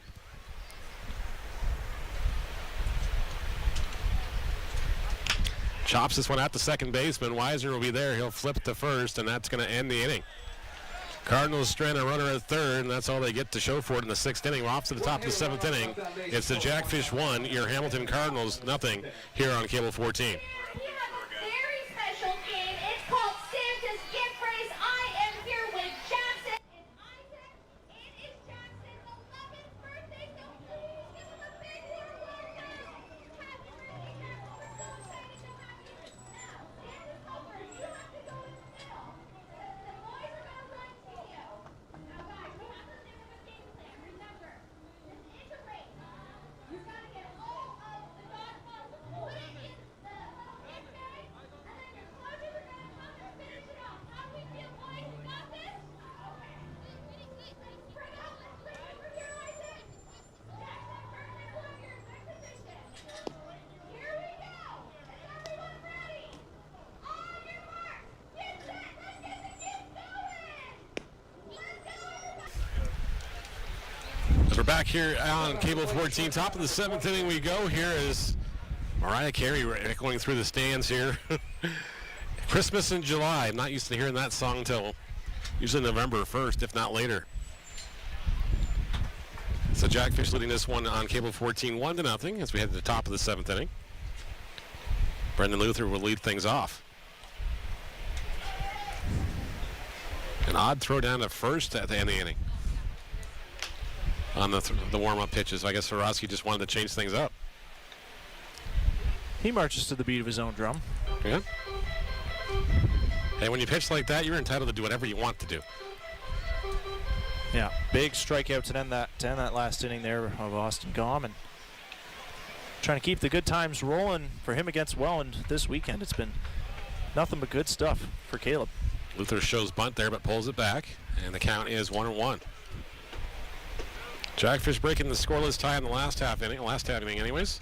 1-0 is the score. An unearned run, I believe, as Thomas Green came around to score.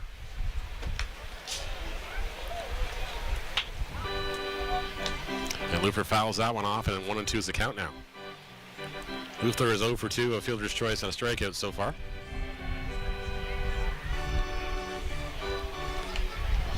I think there's something to that Jackfish curse about the 8th batter in their lineup. Doesn't matter who they put in there. And another one for the collection on the roof of the office there. There's like 5 or 6, there's 7 baseballs up there today. Yep. Well, Luther fouled that one perfectly off the netting, and away she went. How often do they go up there and take them off there? It's a great question. Oh, that one just misses outside. Ooh. Sorosky thought he had it, as did Luther, to be honest. He was walking back. And the count is 2-2 now. That was a thing of beauty from Sorosky, no matter the result.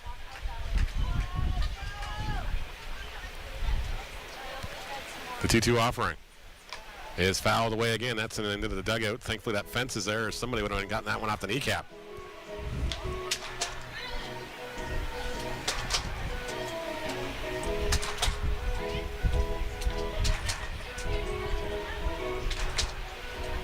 Royals are blowing that one open now. It's now getting ugly in Kitchener. It's now 9-3. As Luther fouls that one off the other side this time. This one goes into the bullpen down the line and bounces over the fence, actually.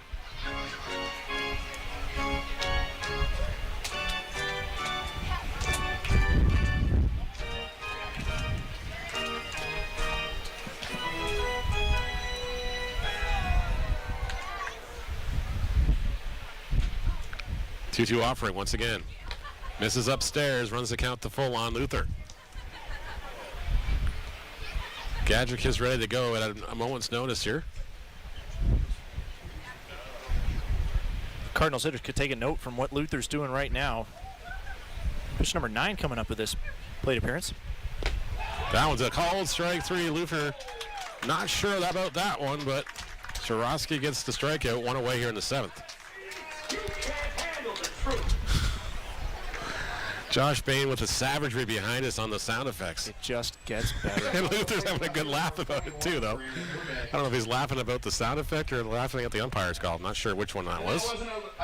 From what the very limited interactions I've had with Luther, he seems like a great dude. He's a really good guy. I'm sure he's taking it all in stride, but that is just a fantastic pull there from Josh Bain once again. He pulled the string on that one, and he starts off Brandon Hoope with a strike. Gets ahead of the count, 0-1 here. One away, top of the 7th inning. Jackfish leading this one 1-0. Fouls this one away, and quickly it's 0-2. Some kids waiting underneath the grandstands for that baseball. Won't have to worry too far. There's souvenirs for all down here today.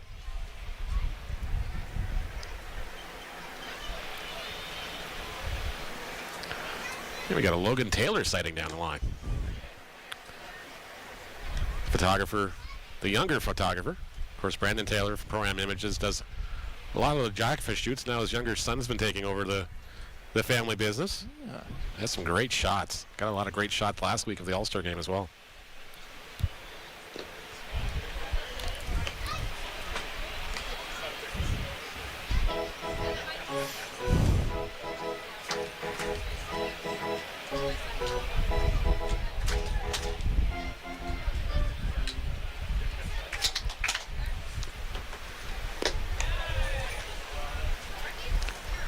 Sorosky misses outside and runs the count to full here. And 3-2 on Hoope. Just a great two-strike approach once again, top to bottom by these Welland Jackfish. They're, especially Hoope today, he's been doing it multiple times, just working counts, and that's exactly what you got to do in the bottom of the order. Fantastic stuff. Walk and a hit by pitch. Fouls that one off to stay alive at 3-2 again.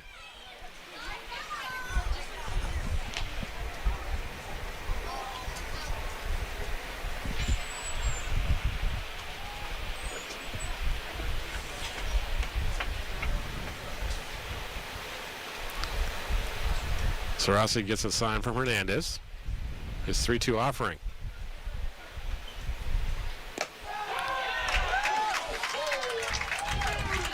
Another punch out, and there's 2 away here in the 7th inning. Strikeout for Hunger. And the poor kid with the spikes got to go get another pizza. Baseman number 4, Jonah Weisner.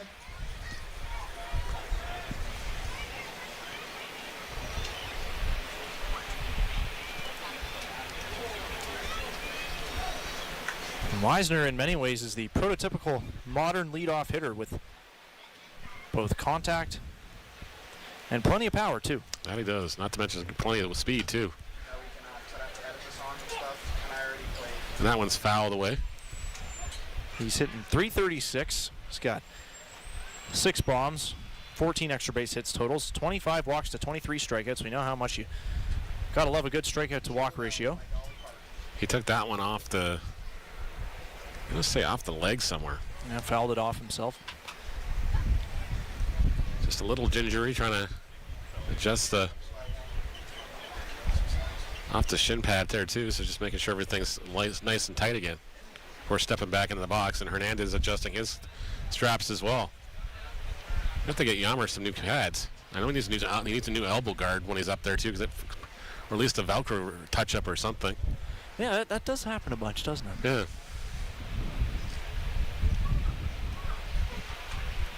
We got a guy.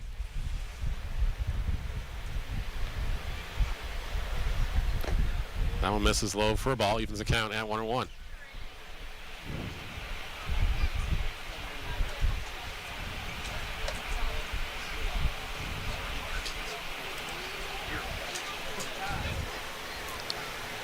One offering. Popped in the air again. Weisner.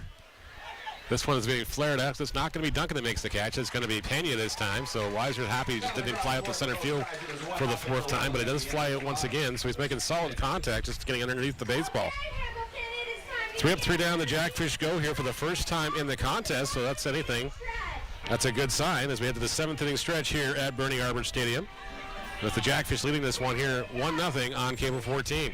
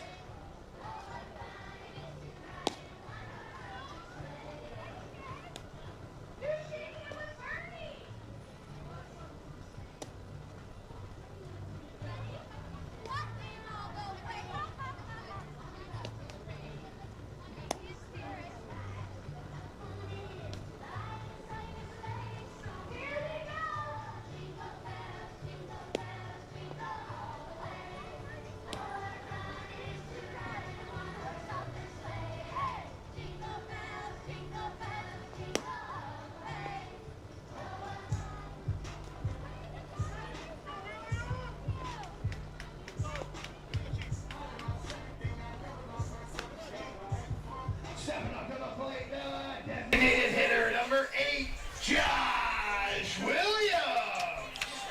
Josh Williams will lead things off here in the bottom of the 7th inning. The Cardinals trailing here on Cable 14 1-0. The Welland Jackfish with that run across in the 6th inning. Williams 0 for 2. He's grounded into a double play and struck out so far against Euclides Lair, who's just at 70 pitches to this point now. As Williams jumps on the first offering, he sees up the middle, leaves through, fields it cleanly. He'll throw to first. And 6-3 goes your put out. Williams is retired. 1 away to start the 7th inning.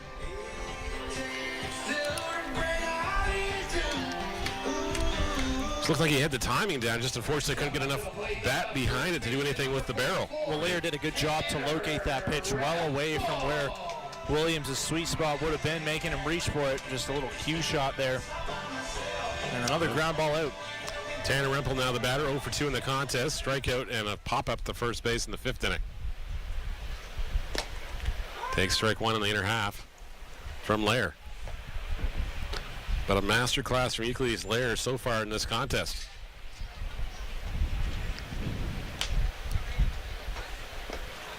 That one misses low for a ball. Count 1-1. Now Lair just 72 pitches here through 6 1/3. That is remarkable. Peak efficiency. That one misses inside, and the count now 2-1 on Rempel. And the Jackfish, just like the Cardinals were originally scheduled for, right? 4 games in 4 days, and to have Lair come out here and eat these innings and not throw many pitches while he's at it. Huge. That is.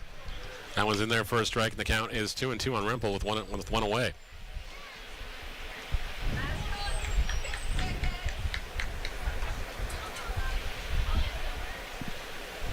Rempel swings and misses, and he goes down on strikes. And there's 2 away quickly here.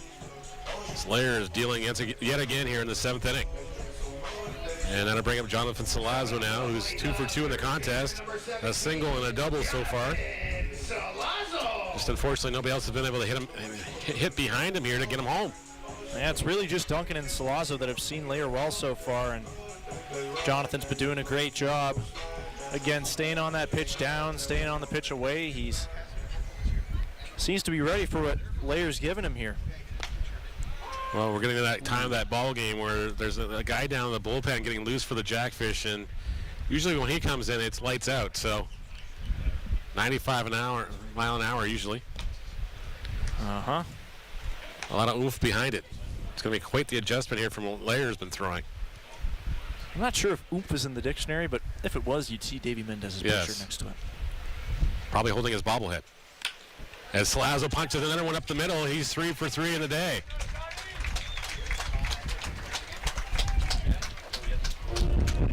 Give Salazzo credit, he has just been on top of it, keeping it simple up there at the plate today. Yep. 3 knocks, and he definitely deserves a little more pick-me-up from his guys. Luis Bernardo's animatedly clapping and gesturing at the dugout, trying to get them fired up, and he's going to come over to talk to Chris Walters here. I believe there's some sort of substitution possibly coming. We have the lineup cards out, trying to make sure everybody's got everything in order. Got somebody coming in for Yammer here. Is it Russell Young or is it somebody else off the bench? Where is Yammer? Was he not feeling well, or? So, here comes Nico Kakatos. Nikos is coming out, so we're assuming Russell Young's taking off from behind the plate. Probably a safe assumption. Again, not sure what it is with Yammer. Hopefully, might have just been really hot back there. Hopefully he's okay. Yeah. Number 10, Nico. It's possible. A lot of catcher's gear, a hot day. Yeah. Got to stay hydrated even with the catcher spot. Maybe there's just the hot sun got to him.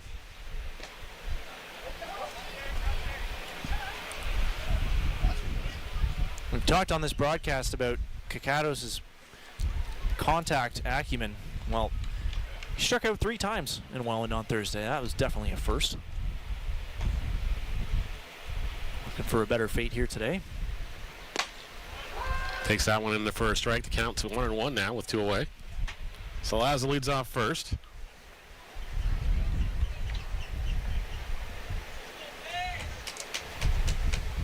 Cato swings and misses that offering from Lair. Count now 1-2. Yeah, but Davies is getting loose like he's coming in for the 8th inning. Yeah, it is ramped up surprisingly quick down there. That one misses outside.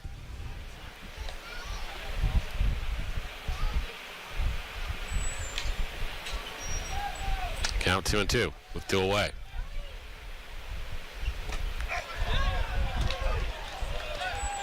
Paint. Wow. He's been calling that one all game, guys. Unfortunately, you just got to take that one and go with it. As the Cardinals strand yet another base runner here in the 7th inning. As we head off to the top of the 8th inning, it's the Welland Jackfish 1, your Hamilton Cardinals nothing on Cable 14.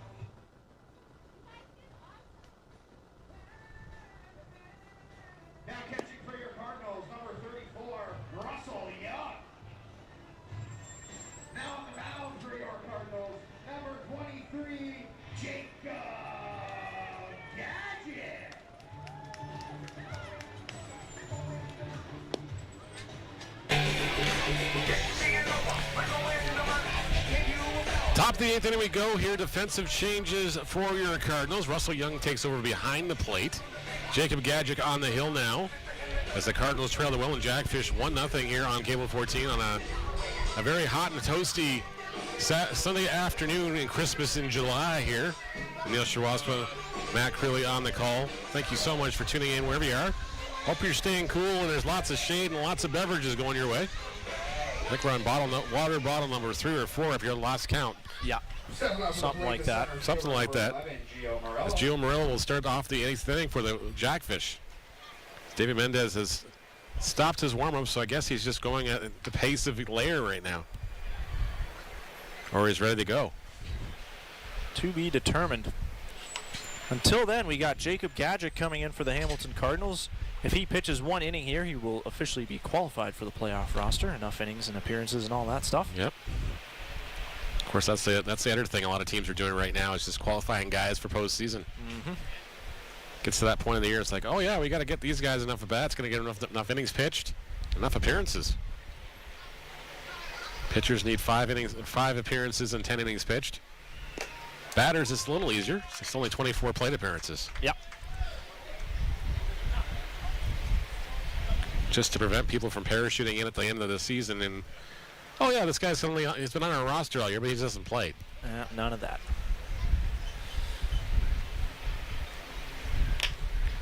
Gadget knocks that one down. The little look what I found with the glove, and it throws to Rempel at first. And Morello is retired. Josh doesn't miss a beat, does he? Little Sports Center for you. Sports Center player of the night. Beautiful play there TSN. by Gadget. Wow. We clip on that one out later on. Yeah. Of course, Eric Pettipies did pretty much the same thing against the London Majors on Tuesday night. Of course, the Barnstormers last night turned into triple play, their first triple play in franchise history, too. Yeah, that was fun to watch. Our old friend Andrew Johnston, the victim of the triple play. Had a comeback right at the third baseman with the bases loaded, and while it was easy enough to just, okay, step on the bag, throw to second for second one, and it's AJ running down the line. Not to say AJ's fast or anything, but they got him by a couple of steps.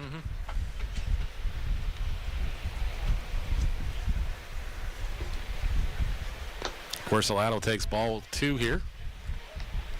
The count quickly 2-0 here with 1 away. Gadget came in and faced only 3 batters on Thursday night at Welland. He had a strikeout sandwich between 2 walks. They called on Stephen Hospital to get the final out of inning number 8 before turning it over to Rodney in the 9th. Well, the doctor did his job in the 8th inning there. Gadget on the year, 9 innings pitched, 6 strikeouts to 4 walks, 11 hits allowed, and an ERA of 3 flat. Works with a 3-0 count on Porcelado here. That one's in there for a called strike. 3-1 now the count. Nate's having a problem with the scoreboard there. I think a slightly more accurate way to say it would be the scoreboard is having problems with us. Yes, that too. Nate's doing the best he can. Everyone who's undergoes the brave task of managing that. I've done that a few times. I don't like that scoreboard. Nope. As Porcelado hits the 3-1 offering up the middle for a 1-out single, Duncan will pick it up and hold Porcelado to a single here in the 8th inning. Stepping up to the plate, the weedy man, third baseman, number 1, Thomas Green. Thomas Green is responsible for the only run in the contest with the batter now. 0 for 2 in the contest, but reached on a hit by pitch and came around to score on the throwing error in the 6th inning. Teams are at 6 hits apiece. Jackfish have the 1 run, no errors. Cardinals, no runs, 6 hits, 1 error. That's the difference in the ballgame. Razor thin. As Green swings and misses at that offering for strike 1 from Gadget.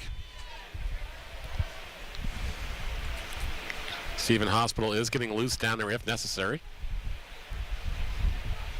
He has been working a lot lately. That he is.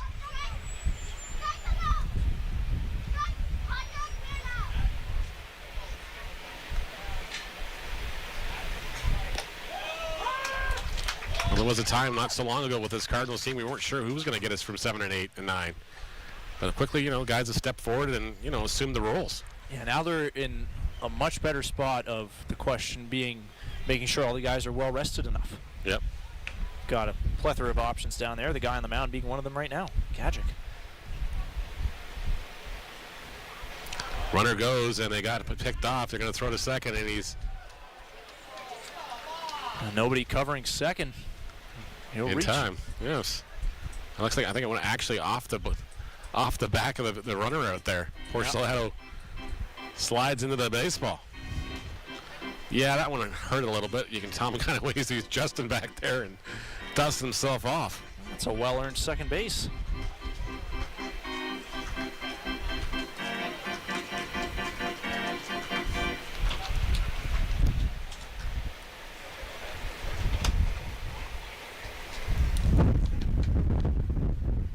Give him the stolen base.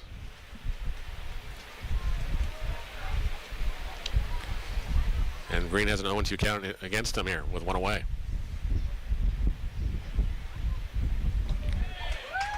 Gajic pulls the strings there. Green goes down swinging. There's 2 away now. That is another Little Caesars. And Grayson Barrett will be the batter now. And fans, you know what that means. The weekend struck out. Hot dogs are 50% off for the remaining of this inning. Now the 8th inning, so the snack bar is probably going to get a last-minute run for hot dogs here from the manager, folks. Yeah, 8th inning, you thought the day was coming to a close for concessions. Nope. Got to fire the grill up more. We need more dogs. Stat. Grayson Barrett now will batter with the runner at second and 2 away. Barrett hits this one through the hole on the left side. They're going to give him the wave here. The throw to the plate is going to be on the money, and unfortunately takes a fortuitous bounce for the Jackfish. 2-0 as Grayson Barrett jumps on that first offering for Gajic, and it's 2-0 for the Jackfish here in the 8th inning. Yeah, nice strong throw by Pena, but the bounce slowed it right down, and Porchelato slides in right under it. Good piece of hitting by Barrett there, taking advantage of the hole on the left side. That's going to bring out Luis Bernardo here, and likely Jacob Gajic's day is done here as Stephen Hospital is ready to go here.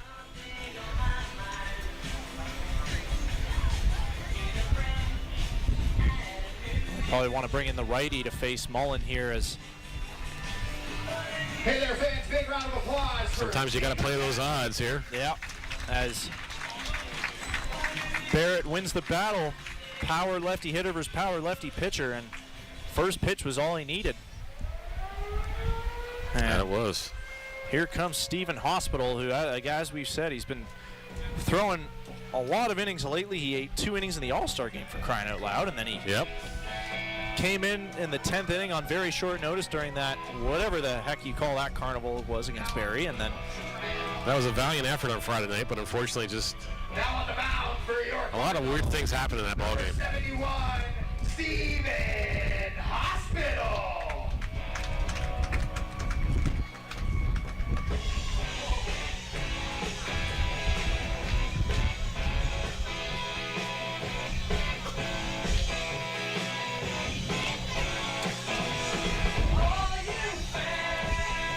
We got the director of fun jumping into our DMs on the phone dial.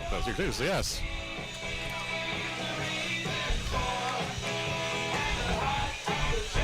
I'm trying to take care of that for him.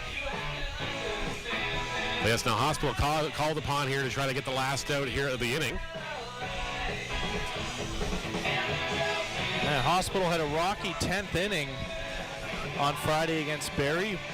I wouldn't say it was entirely his fault. The defense wasn't outstanding, but still Barrie put him through the ringer a little bit, and he has become one of the more reliable relievers in the entire league in this season so far.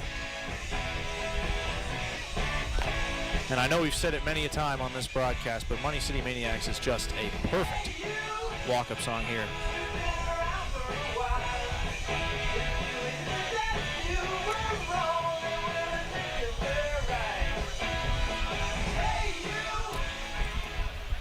Stepping out to the plate, the catcher, number 23, Robert Mullen.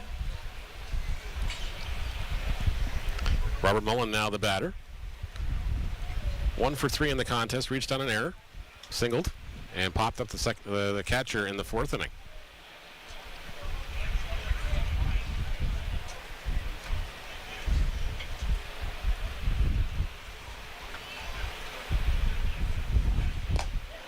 That one's in there for a called strike. And the count is 0-1. Hospital and Mullen, that was the battle. It was the exact same situation on Thursday. Gadget couldn't get out of it, and then the righty Mullen came up and they went to hospital. Well, they're doing the same thing here. Mullen hits a chopper to Salazzo. They're going to throw across the diamond. Rimple with the step tag, and Mullen had abandoned the base paths anyway, so it was a moot point, but Rimple keeps it in front of him and makes the out. Hey there, fans. This is your last chance to grab some food from the bird feeder and check out the merch perch for Cardinals gear. Both will be closing at the end of this inning. Don't miss your final chance to load up. Cardinal fans, thank you for spending your Sunday afternoon with us. Before you buy the food, don't forget, thanks to our friends at KFC, fans are invited down on the field after the game for Families on the Field, where you can meet your favorite Cardinals players. Join us back at Bernie's this Friday, August 1st, as we celebrate inclusivity and baseball at Baseball for All Night. Proudly presented in partnership with Steel City Inclusive Softball Association. It's a night of fun, connection, and community. And here's the best part. The first 500 fans through the gate will receive a prize-themed Hamilton Cardinals banana. Perfect for showing your pride and support for diversity in sports. Don't miss it.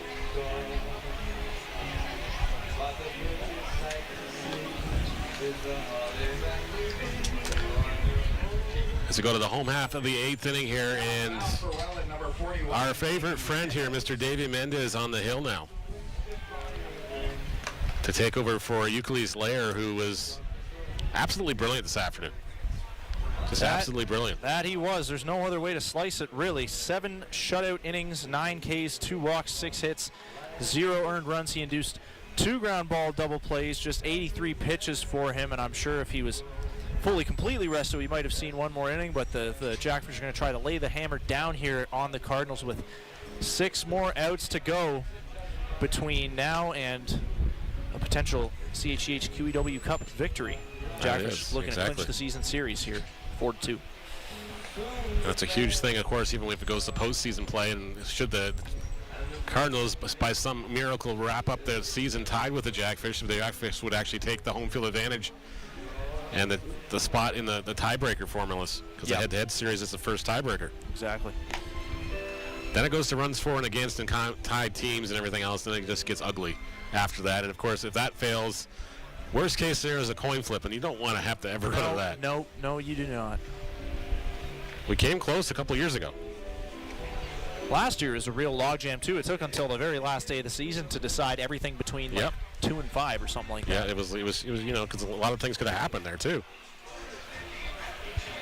2-0 is the Jackfish lead as we head to the home half of the 8th inning. As we mentioned, the aforementioned Davey Mendez now on the mound, and he just looks so different with no locks. He cut them all off or something, and it looks different out there.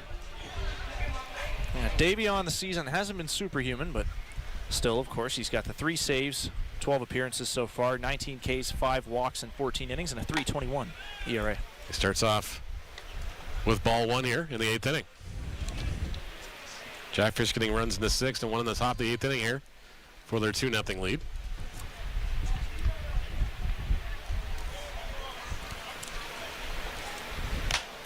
So that one's fouled away here by Brown. Going to leave the count at 1-1. Mendez has faced the Cardinals 1 time this year. It was back again on that Victoria Day Sunday when the Jackfish were here for the first time this season. A clean bottom of the 9th. Wasn't a save situation, but he was just out to throw some innings. Oh, and because it wasn't a safe situation, he was just ripping fastball after fastball. He was. Yeah. And he throws one right there for a strike there, and a 1-2 the count now.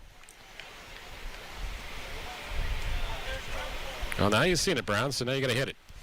There's not much that you leave to guess with Mendez. It's just about being able to find it and square it up, which, of course, is far easier said than done. Yeah.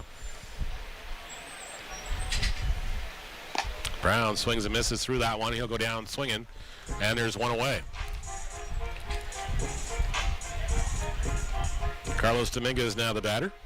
0 for 3 in the contest, a pair of strikeouts, and a ground out 4-3 in the first inning.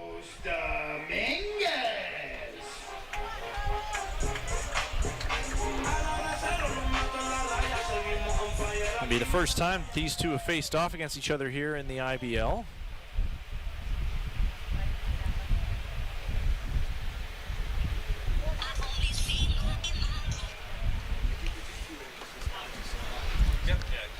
Dominguez trying to shake things up a little and drop a bunt down, but he squares right through as the pitch crosses the plate, and the breaking ball, even though it was out of the zone, will make it 0-1. That it will. Mendez gets the sign from his counterpart, Mullen. He got one offering. Now he shows bunt again, pulls it back. That one's a called strike on the other half, and Dominguez not happy. From here, it certainly didn't look like one, but Dominguez is going to try and regroup here and call time and work with what he's got. That looked like it was just on the other half of the black there, the plate. But it just it goes to show you, right, if you can live in the shadow of the zone consistently like the Jackfish pitchers have all night and throw strikes, you're going to get calls to go your way. Davies no doubt earned that respect. Dominguez can't believe that one as he's rung up on strikes, and there's 2 away here in the 8th inning. The slow trot back to the dugout. And Brandon Nickel will be the batter now with 2 away. Number 32, Brandon Nickel.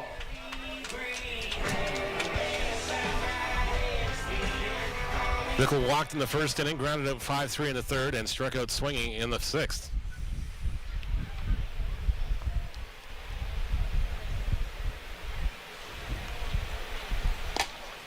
Takes strike 1 low, as Mendez is living in that spot. Challenging the Cardinals to hit that pitch.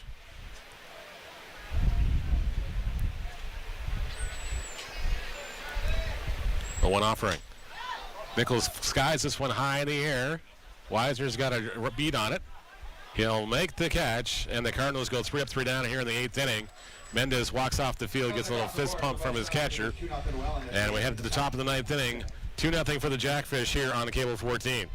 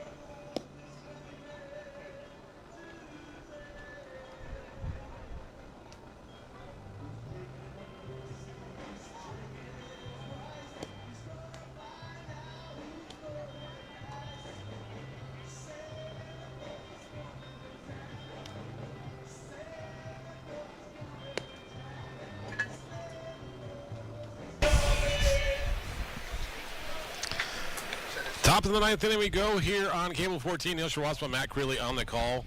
2-0 for the Welland Jackfish is the lead here. Pinch hitting for Welland, number 9, Ethan Hunt. As Ethan Hunt will pinch hit here for the Welland Jackfish to start the 9th inning.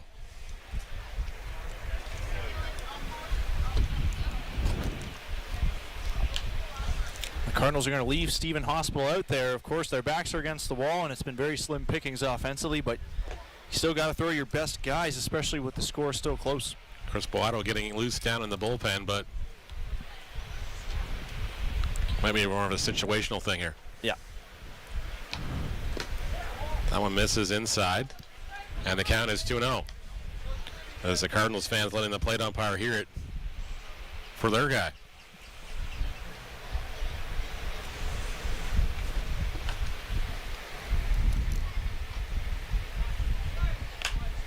This one's lofted in the right field. Dominguez is going to have to come in. He'll make the catch.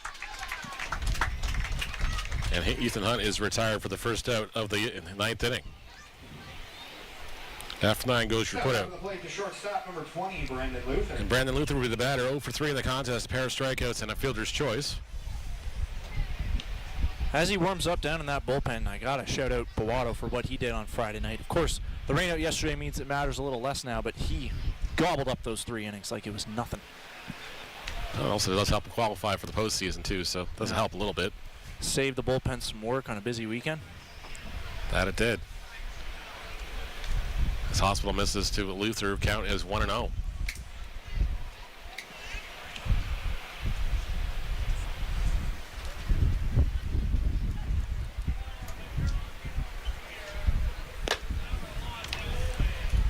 No misses upstairs, count now 2-0 on Luther. Brandon Hoope on deck.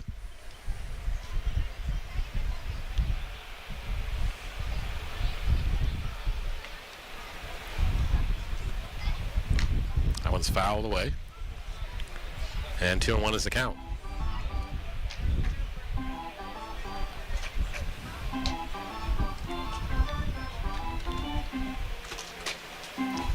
Hospital toes the rubber. Looks in from the sign from Russell Young, the catcher.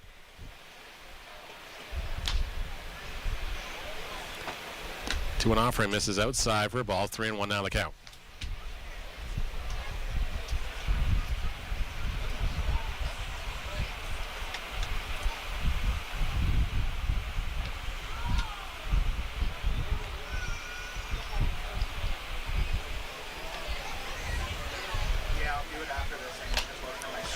Luther fouls that one off, and they can run to count the full at 3-2.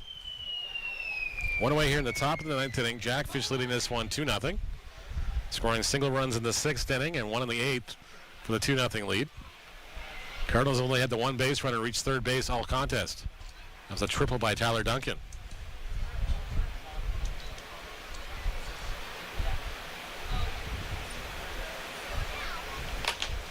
Luther hits this one, but it goes foul down the line. And out of play. Talk about Stephen Hospital's busy month of July. He's no stranger to pitching in a lot of games. He was one of the most used relievers, I believe, in Niagara University history. And he was. He's got a lot of Niagara University numbers beside his name as well in the record book. He was absolutely nails for 2 seasons down the WCBL too, so he's got a good resume. Luther fouls this one off again, and he's just not willing to bend here. So count will remain full at 3-2. Well, it took 9 pitches to strike out Brandon Luther for Caleb Sorosky last time he was up, and this is pitch number 8 of this at-bat. That one fouls away, and Luther Young gets this one off the hand here. And he's going to get a few more minutes to collect his thoughts and just give his hand a nice little extension here. I think that went off the top of the glove, or off the arm, actually. A little friendly fire from his former teammate. Luther's in there checking on him. Hey, you okay? Umpire's bailed out for a bit. Give Mr. Hospital another baseball.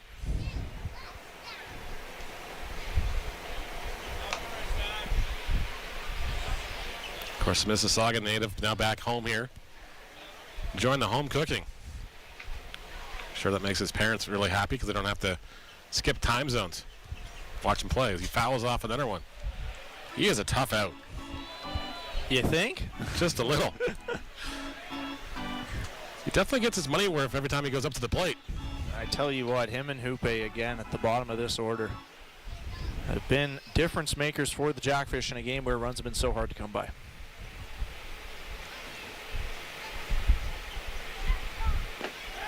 That one misses low, and Brandon Luther wins that battle, and he reaches first for the second time today. This one time, courtesy of the walk, he had to go with his fielder's choice and pair of strikeouts. And now the aforementioned Hoope comes to the plate now. He's been walked and hit by pitch and struck out. I think Alec Murray is onto something. That 8th spot in this Jackfish order, doesn't matter who's down there. Seems to be a barren wasteland. It's very difficult to get anything going out of there. But Luther's doing his best. I mean, 9-pitch strikeout and then a 10-pitch walk. Yep. I'll certainly turn some heads. Well done there by Luther.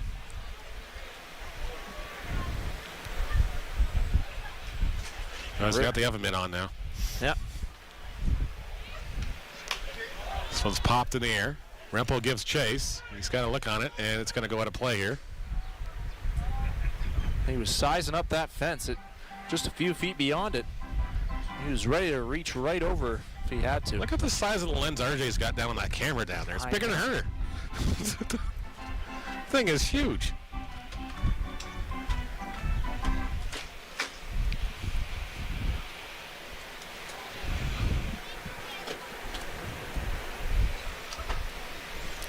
Hoope works with a 1-1 count now. Luther goes on the pitch. The throw, Young's going to have to. Nobody was covering second base again. Not sure who blew the copper there, but somebody didn't go across. A communication error here by the Cardinals in the 9th inning. Give Luther the stolen base. And Hoope now works for the 2-1 count. If you're the Cardinals, you don't want to give up another run here. 2's enough as it is when you're going against Davey. You can say that again. This one's chopped foul by Hoope. It evens the count at 2-2. Luther's still dancing around out there at second. Right on your screen here, right over the left shoulder of Brandon Hoope, you can see Yammer Hernandez. He's back sitting in the dugout, so hopefully, whatever it was. Maybe it's just time to give Young a couple of innings of work here, too, because, again, he's got to qualify for postseason, too. Because I believe he's right on the bubble. He's like a plate appearance or two short. Yeah. This one's lined with the middle, and that's going to be trouble for the Jackfish. Are going to get another run here. Duncan's just going to come up and throw this one in the infield. 3-0 for the Green Guys here in the 9th inning.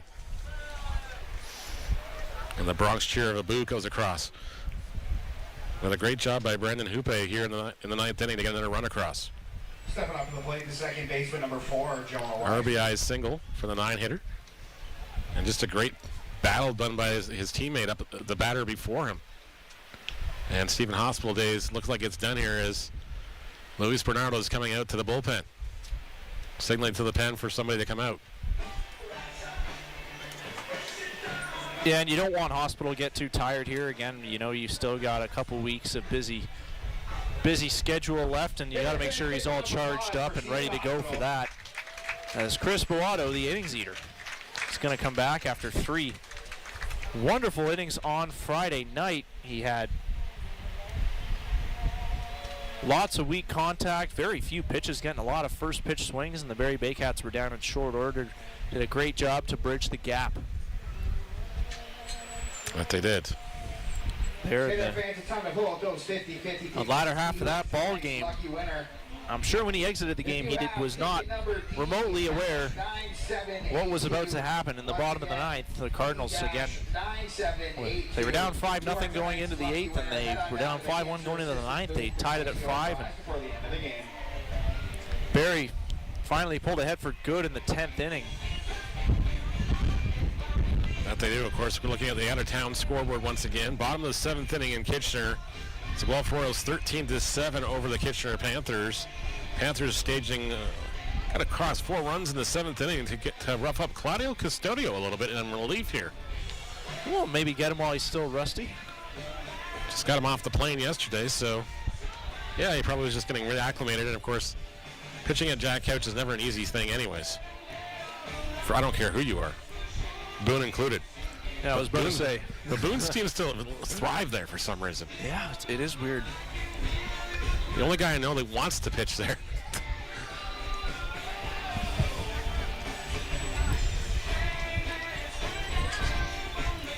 Hell, I've thrown batting practice from there. I don't like throwing there.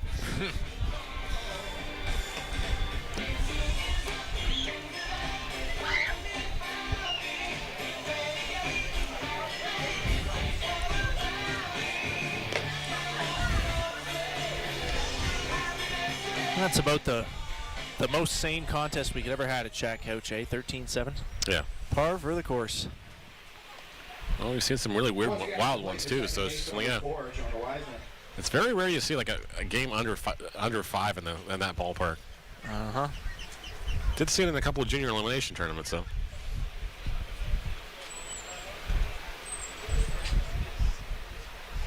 As Weisner now the batter here with one away. Runner going on the pitch. Russell Young's going to throw down, and it's going to be deflected off the glove of Nickel. Weisner gets, Coupe gets the stolen base, his third of the night. He's just been a pest, a very big thorn in the side of the Cardinals today. Weisner's got an 0-1 count in his favor, or against him, sorry, with one away now. Hits that one through the hole, and that's going to be trouble. Coupe is going to get the wave. The Dominguez's throw is going to be on the money here, but not in time as Coupe will come around to score. It's now 4-0 for the Jackfish here in the ninth inning. The stands will probably empty out a little bit more here as the fans realizing it's just not our day. Weisner comes through with the RBI single, his first hit of the contest. Still only one away. Yeah, and Bellato there got ahead on strike one on a place that was cutting across home plate, and he tried to do the same thing and go in the same spot, and that time Weisner was ready, sized it up, and was able to pull it into right for another RBI base hit. Ooh, close play there. Adam Sims says he beats the tag back. Yeah. His first disengagement. As the oven mitt's getting passed around again. I guess they're, what are they called, sliding mitts or something officially, but they look like oven mitts. Come on. That's what everybody calls them. I don't think anybody would fault you for just going with that. As this one's hit by Morello down the line here, and that's going to be caught on the run. Pena will make the play. Weisner will go back to first, 2 away. Gio Morello just couldn't get that baseball to drop. Up to the plate, the right fielder, number 10, Mateo Porcelato. Yeah, Mateo Porcelato will be the batter now. Got some good wood on it, but sometimes it just doesn't fall. Porcelato is 2 for 4 in the contest. A pair of singles, a run scored, a stolen base, a caught stealing. A little bit of everything for Mateo today. Yep. And some poor guy's going to have to do lots of laundry tonight. Mm-hmm. Shout out to Jenny for doing ours yesterday. While I was baking cupcakes and husking corn and chopping veggies. Oh. Daughter Sam's birthday on this side of the family. She's having her family birthday party on the ex's side today. She got a friend's cake from her mom. She asked Dad for the easiest things. You know, make me cupcakes. Put Sour Patch Kids on the top of them. Say no more. Say no more. Oh, very happy Cheese, birthday sausages, to Sam. and corn and everything else. She's big old 11 on Tuesday.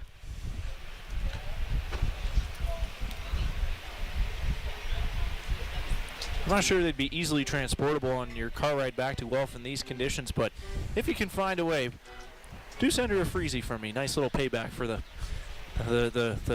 street courier breaker. work she did on a few Sundays ago. Yep. She endured the heat for that one. Yeah. She wanted to come today, but it's just, you know, like I said, family birthdays, got more taking priority. Can't hog her. Oh, no question. But I know she has the game on at home because she sent me a couple Instagram pictures and TikToks or whatever that I have to watch later. That one misses low. Count 2-1. 2 away now. 4-0 the Jackfish leading this one as they've blown the doors off a little bit here in the ninth inning.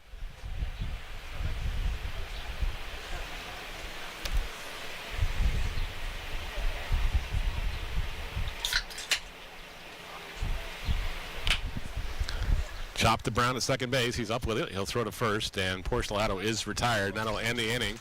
Cardinals trying to score a couple more, give up a couple of runs here to the Jackfish.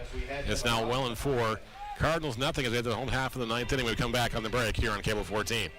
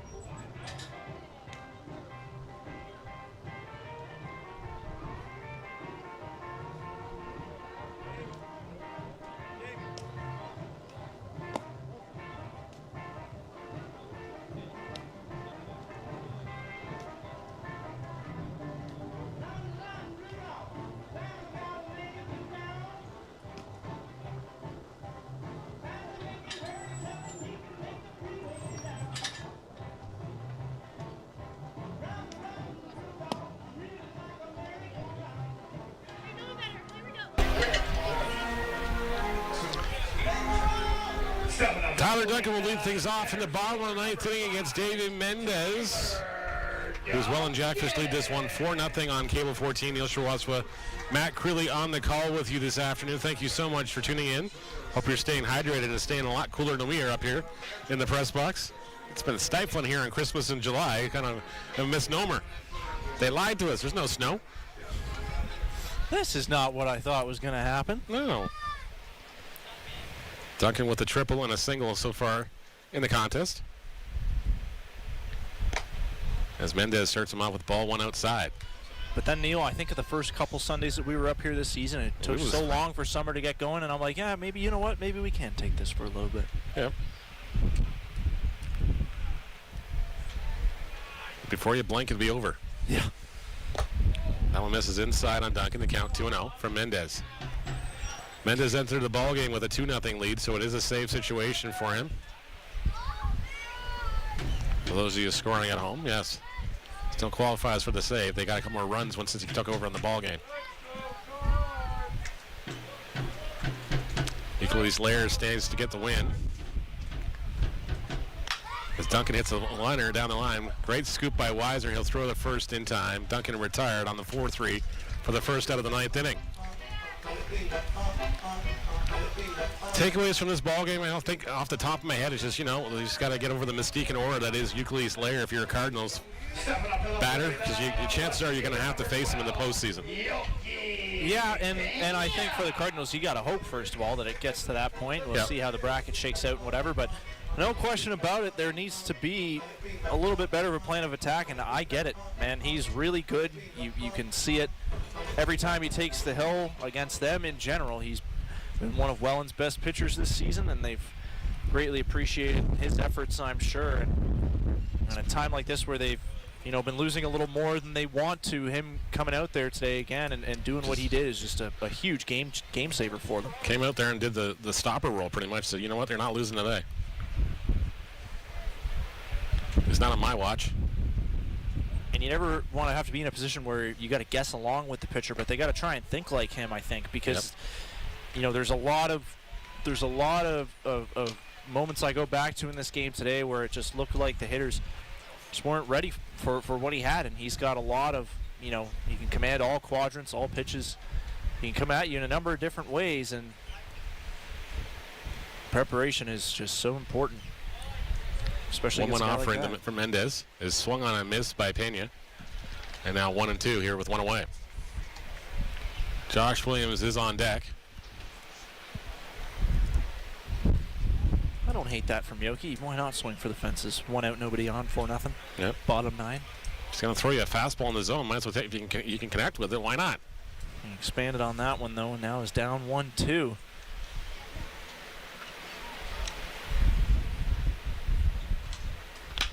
Pena hits this one as hard as he can, but it's foul, out of play. The count will remain 1-2. That's officially a blowout in Jack Couch. It's now 17-7 for the Guelph Royals. That one's in the top of the 8th inning still. London and Brantford are just underway. And I believe there's no score in that contest. Victor Payano on the hill for the London Majors. I feel like every half inning we look over and there's like 6 more runs on the board. Well, I just flipped up there again and it's just like, okay, geez. Pena hits this one through the hole on the right side. And the Cardinals are showing signs of life here in the 9th inning with 1 away. And Josh Williams will be the batter now.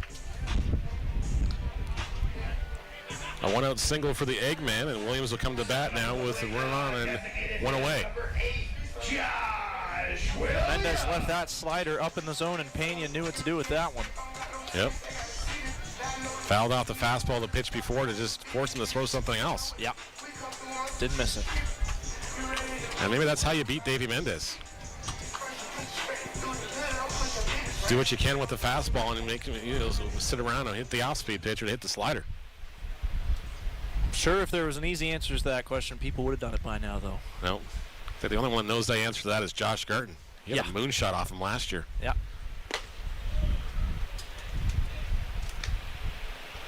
But unfortunately, Josh is not in anybody's roster right now. He's recovering from some injuries. I think he's waiting for a surgery date, if I'm not mistaken.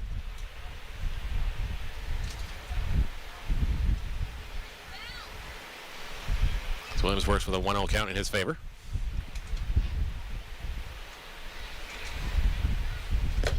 That one misses upstairs. Count 2-0. If Williams reaches base, I'm pretty sure you'll see a pinch runner for him. More than likely. We got Tanner Rempel on deck. John Slazo in the hole. Kakados has been the only substitution on the position player's side of things so far for the Cardinals. Kakados and then Young. And then yeah, of course, then Russ Young.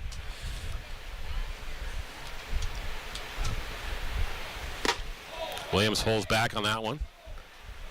Peel down to second base umpires. Jeff Rose says he did not go around. And the count is 3-0 in Williams' favor. So with that situation, then you still have Nick Velocci on the bench, who's been used as a pinch runner many times this year for the Cardinals. Yeah, when he's not getting tackled by catchers in the 9th inning. I'm going to definitely talk to Detective Plumpton about that one later. What? Just as a kind of curiosity thing. What went through your head when it happened? Because from what I saw in the replay, as Williams takes a strike there. Well, accidental on purpose, but got to commend Tyler for knowing the rules. Yep. Like, I don't think it was totally on purpose, but at the same time, I think he just said, okay, I got a kid here. I can just haul him down. Mm-hmm. Get ourselves out of the inning somehow. Welcome to the IBL, buddy. As that one misses outside, and Williams will draw the walk here with one away, and the Cardinals have got base runners at second and first, down by 4. And here he comes on cue, Mr. Velocci. Master University's baseball standout. It's a pinch run for Williams, so that'll put him at first. Pena at second, one away for Rempel. Tying run on deck. Conversation going on the hill with Mullen and the infielders. Probably more just to give the pinch runner a couple seconds, and Josh Williams comes off the field a little slow. And Tanner Rempel with the batter now. Number 44, Tanner Rempel. Rempel 0 for 3 in the contest, a pair of strikeouts and a pop up to the first baseman in the 5th inning. Pena at second base, Velocci at first. Cardinals threatening with their probably the best opportunity they've had in the contest here against David Mendez. Sorry, they actually did have runners at first and second in the first inning as well, but came away empty-handed. That was in there for a called strike on Rempel. As Mendez gets ahead in the count, 0-1.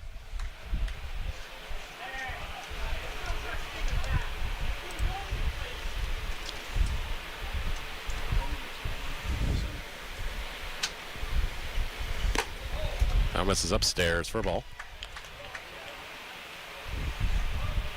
2-0 Majors over the Brantford Red Sox. That game is now in the bottom of the 3rd inning in London. That lead holds. The Cardinals, despite the loss, will clinch a playoff spot. Now, Neil. It ain't over. I know we're close. I misspoke. Sorry. 2-1 now. The count on Rempel. It's all good. I just want to give due respect to. No, exactly. I don't want. I'm not trying to say we're just throwing the towel on this one either. It's just it slipped out that way. You know what? Again, as Mark Perry said, there's no such thing as broadcaster jinx. Hope not. It's very freeing, you know. Yep. Really puts me at ease about. I'm sure the folks at McDonald's are upset I didn't even fillet a fish today, but that's beside the point. Oh. That streak sadly died Friday night. Jenny's like, we don't have to stop at McDonald's today? I'm like, no. It's over. It's done. Rempel hits this one up the middle here. But he flipped to second base for one. On to first in time.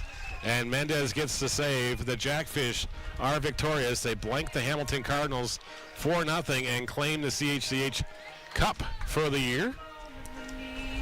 And the Cardinals will have to regroup here in a hurry and get back to business, put this one behind themselves. But yes, they had an opportunity here, but a gentleman called Euclid's Lair the difference in this contest. Pretty much single-handedly, when the Jackfish needed somebody to be the stopper today, Winnow did exactly what he had to do tonight. Yeah, he stepped up in a big way, and the Cardinals will have their first losing weekend since Luis Bernardo took over as head coach. Again, unfortunate, but I think they can take pride in how well this game was pitched. Corbin Peters, Braces Adamas did a lot of good things on the mound, and you have no choice but to look ahead. Deadline's tomorrow, and then it's gone. And then you've got 3 more weekends, and then it's go time. They've made up a lot of ground here, and no time to look back and rest on your laurels and let this get you down now. That is, of course, here. Our next home game here on Cable 14 is Friday night. The Guelph Royals in town. Game time is 7:30. Join Reed Duffy and myself for Friday Night Baseball. And you'll see us here at 7:30. And for everybody involved on the broadcast today, thank you so much. I'm Neil Sherwasso. That's Matt Curley. Thank you so much for watching, ladies and gentlemen. Enjoy the rest of your Sunday evening. We'll see you again soon. Good night and safe travels. If you're looking to participate